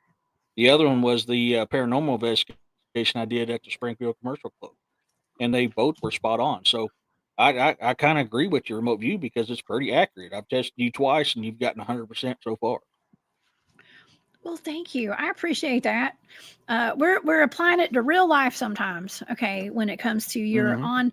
on location investigations, and I can appreciate that. I love doing remote viewing is my all time favorite hobby, and I love it. I love it. I love doing targets. I really do. It's almost like a little game to me. Like, okay, let's see how on target I'm going to be. And sometimes these targets like make me sick and stuff because like I get they're Hmm. so emotionally charged. You know what I mean? And that's just part of it. Part of being psychic and using your psychic skills and Hmm. your abilities is you pick up on that energy. And this world is all about energy, frequency, vibration, y'all. And so I'm just tapping into something. That's all. Just tapping in, giving, using the gifts God gave me, and it's a lot of fun, and hopefully Hmm. inspiring you guys to tap into your psychic abilities, and doing these things like I do. It's pretty fun. But I know with It's all everybody about being here energy. tonight, it's all about energy, and I know that everyone who's listening to my voice right now and Eric's, we're all just we have a thirst for knowledge, all of us, and we want to find out what's really going on in the world. And maybe sometimes remote viewing can kind of give us a little more insight. It's not solving any kind of mysteries. It's just Mhm, giving us a little more insight into what might have happened. mhm. And so I appreciate it. And I appreciate you being here tonight, Eric. This has been another Yep. fantastic show, and I've really enjoyed this one. Heck yeah, it's been a blast. I appreciate you for inviting me. So, Well, of course, we we always have fun on my show or yours. we sure do. We sure do. Leah has a question. She says, "Do dogmen become Wendigos? Mhm. I saw some pics of ones missing flesh on their limbs and face." Good question. What do you think, Eric? Um, I don't. I can't say it's not out of the realm of possibility. There's no actual historical documentation amongst the native tribes of that ever happening. Um, but I mean, I can't say that it does, and I can't say that it don't. I'm more on the side that probably don't, but it's always a possibility, and that's just my opinion on it because I cannot find anything where Native American tales talking about that ever happening. Okay, there you go. Yeah, I don't know. I don't know myself. So that's really it's a really interesting question. Thank you, Leah. Sovereign, thank you. Tonight's show was fart entertainment purposes only. My goodness, you are a farting fella. You are. Thank you for being here, Sovereign. It's always fun to have you in the chat. And M Love, Margaret, I do believe I saw it was your birthday, and I may be wrong, but happy birthday from the Cryptid Hunters and Eric over here. And I got to hang out with you at Myrtle Beach, not too far from Bishopville, where that lizard man was. Okay, Eric, I don't know if I told you, but I was actually considering going by Bishopville to Skateboard Swamp on the way home from Myrtle Beach, and I ended up not going because it was raining. And when I got home, I saw that someone had driven their car. There's a video of a person driving their car through the daggum wall of the Dollar Tree in Bishopville that same day. I was like, dang it. Now I can look at it two ways. Like I could have been there for the action and that would have been fun, but also it's probably best that I wasn't. Okay. Probably best that I wasn't. Same day. That's just my luck, y'all. But anyways, this has been, No, it was a sign. Maybe not. Maybe I shouldn't have gone. So. Yeah. Well, I mean, and there's so many interesting things out there, folks. Like I had a show a few months back that I actually caught Bigfoot talking Sioux and Cherokee. We thought it was Chickasaw first, but how they end the sentence, it's very Cherokee. And I'm thinking about doing another show with it because I had William Nighthawk on with me because I wanted the Native American view on it. And look, William is a Lakota medicine man. So I wanted him on there for the first reveal of it. And I've thought about getting other researchers, investigators involved, and let them listen to the stuff as well. So you got to understand, there's many things out there we don't understand, and Roanoke's going to be one of them because I don't know if we ever get to the cold hard truth of what happened to them because during them time frames, records and mishaps happens all the time. You'd be surprised how many people don't even know really existed because during that time frame, you could disappear easy. Death came easy, sickness came easy, all that stuff came easy back then. Not just wars, but just from living life itself. It was a harsh time, a harsh world, and so the possibility of supernatural, cryptid, or the other stuff we talked about today as well, being a factor of what happened to him is definitely up there. I just personally, because of the evidence, until something clear comes out that proves it wrong, am a believer they got assimilated in one fashion or another. Yeah, that's wonderful, Eric. I agree with everything you just said, and there's so many different things that it could be. And I think we literally went over every single angle, I think, as to what could have happened to those people. I mean, even as far as like maybe they walked through a portal or aliens took them. Okay. And it's so out there, but it's also not. But according to the remote viewing data specifically, I think that they just were either that probably assimilated. I think they just left. Some of them were kidnapped. Some of them were made into slaves, probably. Some of them were unalived. But through historical evidence and the archaeologists and people that have been working on these as historians, it doesn't seem as though there are, artifacts or there are, let's see, homes and structures that do have English, what do you call it? Characteristics and things like that. That do suggest that they did assimilate. They did move farther inland. And there are descendants who have gray eyes and light skin over there now. So, and they had their ancestors were white settlers, they said. So it's just a big old mix. It's a big old mix. There's not one right answer to any of this. No. So, yeah. So anyway, I thoroughly enjoyed this one, y'all. This has been a great show tonight. And I want to thank everybody so much for being here tonight. And I hope you guys will also come back, of course, and see me on Saturday on The Hunt at 10 p.m. But first, Eric, please tell everybody where they can find you and about your books, your YouTube channel, and your Patreon, whatever you got. Let's talk about it. So yeah, I'm on YouTube under the Bizarre and the Unknown. You can see that, find that logo. You found me. That's pretty much where I'm at, where I do most of my streaming from. I do have Instagram, Instagram, X, Rumble, which I need to do more on Rumble. Rumble is more my place where I could talk without getting in trouble. So I need to get back on there and do some more. Or so. Don't start, man. But yeah, we have a lot of fun. Right now, I'm trying to pick at it. I'm looking at the Nakur, which is a type of vampire that's not very commonly talked about. I'm looking into that for being the Sunday show. But on Saturdays, I have called what show called What's Campfire Chats, and it's a safe place for you to come and share your encounters. If you want to come on live, I'll bring you on live, and we'll talk about your encounter. If you just want to talk about it and chat, we'll do that as well. But it's a safe place for you to share your encounters.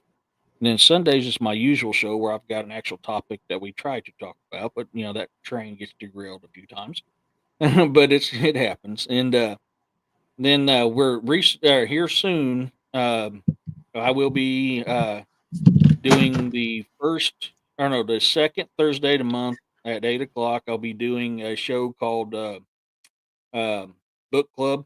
I haven't got the time set yet. I've got it set for 8, but it may change. But it'll be Book Club, and that's where we read my books and kind of go over them and talk about everything's involved, what these are thinking, the times, why I chose this, and stuff like that.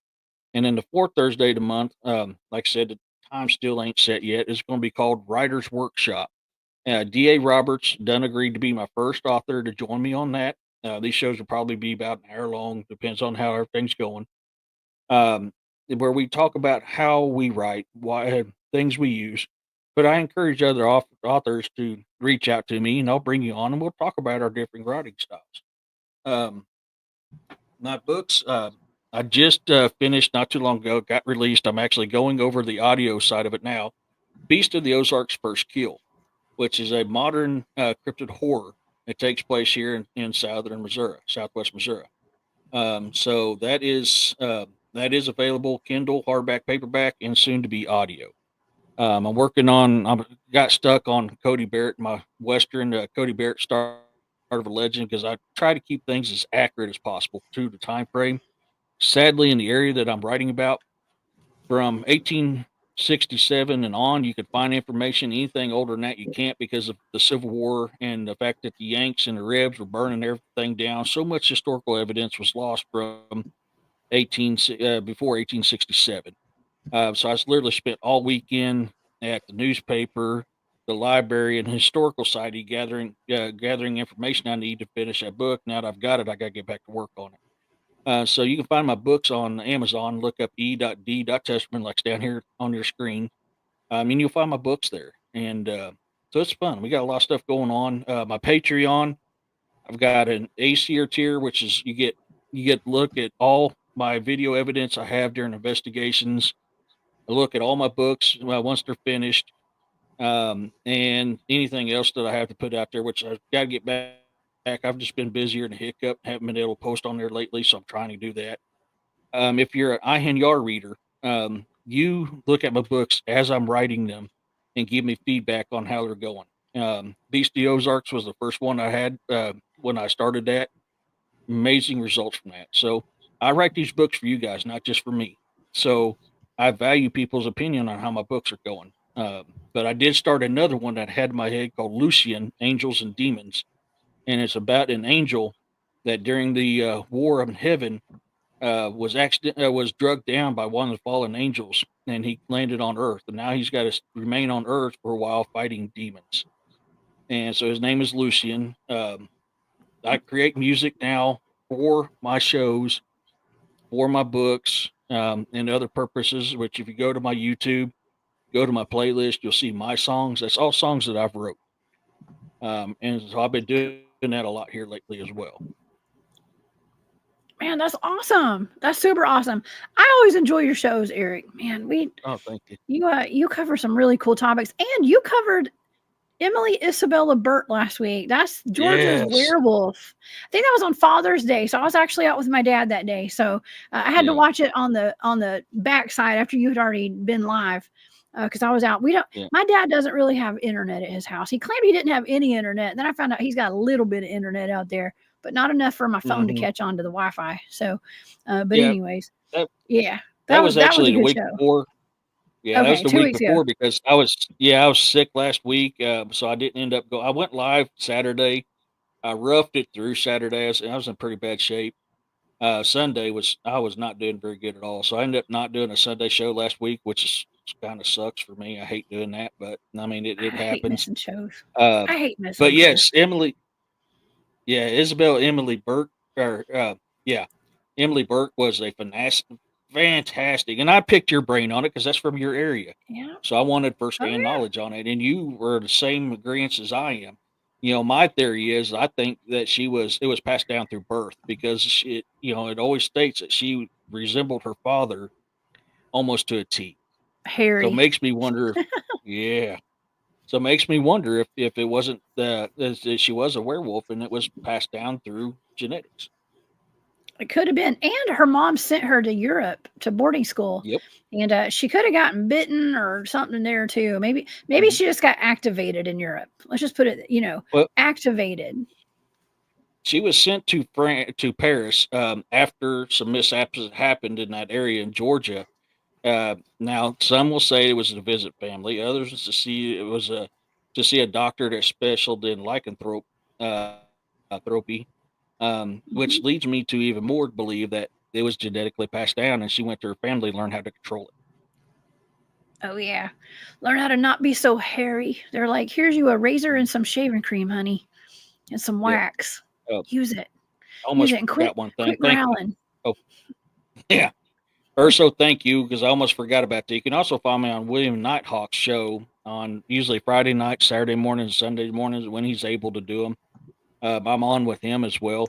Thank you for reminding me of that, Urso. I appreciate that a lot. I You was can gonna also remind find you. me on there with him. Oh yeah. Yeah. Weekend Morning Brew. That's a great show. If Hmm. you guys want to wake up to have some coffee with the fellas and the whole chat, y'all have a wonderful chat over there too. It's a lot of fun in the mornings. Y'all Yeah. are always coming. And I know William pushes the envelope, man. I love it. I love it. He talks Hmm. about some really interesting stuff, and so do you, Hmm. Eric, as well. And but Nighthawk High Strangeness on YouTube, y'all go over there and subscribe for sure. Shout out to William Nighthawk. That's my buddy.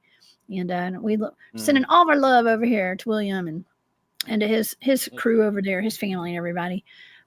He's a wealth of knowledge. I have definitely consulted with William on a couple of occasions or more. Yeah, over some Yeah. stuff. So, yeah, man, I always learn so much. Gosh, I love it. I love it. I'm full of learning knowledge tonight. Okay, and yeah, and my thing is history. I've always been a history buff too. I really have, Yes. and that was always one of my favorite subjects in school was history. And now I'm learning that history is like I've always been told. We were told in school that history belongs to the victors, right? Like to the people Hmm. who win Yes, the too. battles and stuff. So, Yep. but I never really took it to heart until now. It's like, gosh, that really matters. Like I'd Hmm. like to know my true history. I need to know, like, Hmm. what was here before. And let's include giants in our history books and stuff. Oh yeah. And the Well, I werewolves and mean, all that. a lot of people don't know there's a book in the Torah that was left out of the Bible called the Book of the Giants, and it coincides with Enoch. Enoch was a very popular book up until the Romans took over. So I mean, the Book of Giants really coincided up with the Book of Enoch. So I highly encourage people to study your ancient history. Um, Definitely study your ancient history because you're going to learn more from that. And these things that we talk about on these shows, that Jess does, that I do, William does, Da, the list goes on and on. Jeff, all these other podcasters out there talk about this stuff. A lot of stuff you can learn from ancient history if you just actually study it because our ancestors talked about it. They lived with these things. They talked about these things. So you'll actually learn a lot reading from the history books of our ancestors. Oh yeah. Yes. Well, we got to read. I was an English major in college. Okay, and Mm. I took a class on the Bible as literature, actually, and my teacher really focused on the apocryphal text, actually. Mhm. Um, and I guess that was just one of my. I remember doing like my thesis paper was on like Judith. Okay, like the savior of Mhm. people. It was wild. That's always been my favorite. I've always been more interested in the things that were left out than the things that were Mm-hmm. presented to us on a silver Mm-hmm. platter. I've always focused on the things that were kind of hidden, and always dived into like, why are those things hidden? What is Mm-hmm. the story behind it? You know, it's just been it's my life story. That's what it is. Oh yeah, It's my life I story. love history. I mean, I'm a Yeah. student of history. I'm not a student of mainstream history. I've argued with my Yeah. mainstream from grade school all the way through college. I argued with my, my history teachers because it never made sense. I mean, from when I was knee high to a grasshopper's ass on up till now, I still argue with mainstream history because it doesn't make sense. Oh yeah. I think that's partly why my son stresses his teachers out at school so bad, because I've always talked to him about the Mm-hmm. alternate history, things that have been hidden from us, and I think he's I know he's very vocal, and Mm-hmm. there's no telling what all that kid tells his teachers. There's no telling, you know. And of course, I get called into meetings, and it is what it is. Mm-hmm. And I'm like, well, I'm a Oh, Bigfoot researcher, so what do you expect from my kid? Okay. oh yeah. And y'all should watch my show. Subscribe to the Cryptid Hunters channel. Then you'll find Heck yeah, out buy your where my merch. son gets it from. Heck yeah, you got to buy your merch too, man. Yeah, right. Oh my gosh, that is too funny. Absolutely. But yes, Jojo, every day we make history, and yes, and we Mm, just we're looking at history from a different perspective too, and right. that's where the power lies, y'all. It's just to get Mm, a different perspective on it, get other people's perspectives, and that's why I love my chat so much. I love you guys. I want to thank everybody for being here tonight. To all of my moderators, you guys are just the hardest working moderators in the business, y'all. Thank you so much for posting the links, and for being awesome. And LIB, I got your text. Thank you for that during the show tonight. I appreciate you.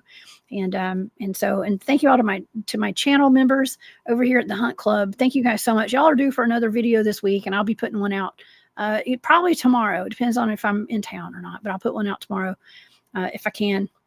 If not, I'll be this weekend. And just to everybody who is here, y'all just make these shows even more better. Okay. And so Eric, thank you so much. When are you going to be back on air, Eric? You got a show Saturday, Friday, Sunday? Yeah, yeah. So I got Saturdays put up. I'm looking into this Naxar, Naxar. I guess I can't say the name very good, because that's a different vampire angle that none of us have ever carried. Yes. People believe there's one type of vampire, and that's blood-sucking vampires. There's not. There's many different kinds, and I've done vampire shows, in the past, and this is one that I didn't even cover. That is actually steeped in Germanic legend. It's one that I've missed, and so yeah, I'll be most likely doing one on that. Depends on how much notes I can get to try to fill a 2 hour show. I'm going to be looking at doing that as of right now, unless something happens, it changes. Like I said, I'm kicking around getting other Bigfoot investigators and researchers on with me, go over audio with them, do with that audio too, because I think it's crucial. When you find, that's man, to be an investigator, to investigate these things, when you find evidence to support your theory, you're like a kid in a candy store, man. It's like Yeah. it's Christmas all over. It's just it's your birthday, Christmas, Easter, all that wrapped into one because he's like, I finally got it. And we talk about the stuff we experience, and people's like, well, you ain't got the proof to back it up. I got the receipts now to back it up. So when you get that stuff, it's oh god, it's amazing. It really is amazing. If you guys are interested, it's a show I did. I think I called it Bigfoot Vocals, if memory serves me correctly. I think it's episode it's either 60, somewhere between 68 and 72. I think it is, if memory serves me correctly. Look for Bigfoot Vocals. It's me and William Nighthawk, and you're hearing these things chatter, hoot, howl, talk. The female says Shante, and that's Lakota for calm yourself. And it makes sense because I didn't dawn on me at the time, but the Lakota lullaby, Shante waste hoste da dagi astima. First word, Shante. And I caught her saying that. And then the two males were speaking what we thought was Chickasaw first. It ended up being Cherokee. We're pretty sure it's Cherokee. So when you find this stuff, no matter what the topic is, it blows your mind because you get emotional because I got receipts to back this up, now. And it backs up with what our native ancestors have talked about. It backs up a lot of what other people. so I encourage people, don't just sit behind a computer screen. Get out there and look. Just be careful. Use caution. The things I live with here out in my woods, as I've had nothing but very positive, except for one time, it wasn't Bigfoot related. This is something supernatural, something evil, something old that I've dealt with out here. But most of the time, the interactions I have with the creatures of the woods that's out here is very positive, and they interact quite often. And so it's respect. Biggest thing I can tell you, any investigation I go on, paranormal, supernatural, cryptid, respect is the key thing. And I use my gifts differently than Jessica does. When I do an initial investigation of an area, I get in touch with the energy of the area, let me know how good or bad it is. And that's why when I took my youngest daughter on her first paranormal investigation, I was there before I took her because I want to know if this is going to be a safe investigation to take her into. And that's the Springfield Commercial Club. And it's an amazing experience. I mean, to be able to share that with your your kids it's awesome. So I encourage everybody to do it. Just be respectful, be knowledgeable, be smart. I mean, that's the best thing I could tell you. Be smart and be safe. Yeah. And never stop exploring, y'all. And be open-minded. That's one of my requirements for anybody who ever goes out in the field with me. You better have an open mind or you ain't coming. Okay. Because seriously, you just gotta have an open mind about stuff. And that's why I love my audience, y'all. That's why we have the best chat on the internet, because everybody is so open-minded. And that is so wonderful. And that's why I only bring open-minded co-hosts on my show too, Eric. And that's why I really do appreciate you. And seeing your perspective on everything, hearing your perspective on everything, it helps me to understand life and things that we talk about too. Because I don't know, I'm the first one to say I don't know nothing about nothing. Okay. But I have a lot of experience doing wild and crazy stuff. And I do know a little bit about a lot. Okay. To quote my favorite cartoon when I was a kid, G.I. Joe's, knowing is half the battle. And you ain't going to know unless you go and learn it. I think somebody put that in the chat a while ago. Knowing is half the battle. I think so. Something like that. Something along those lines. But knowing is half the battle. That's right. And the more you know, with a rainbow and a meteorite or a star shooting, right? But yeah. Oh man. Well, I hope everybody learned a little something tonight. And I hope this helps. I don't know, however this information helps you guys. I hope it helps. And yeah, y'all come back and see us. Go see Eric over on the Bizarre and the Unknown on YouTube. Please go over there and subscribe, y'all, if you haven't already. And definitely check out Eric's books as well. And those are on Amazon, right, Eric? Amazon. And author E.D. Testerman. It's not Eric, it's E.D., y'all. E.D. Testerman.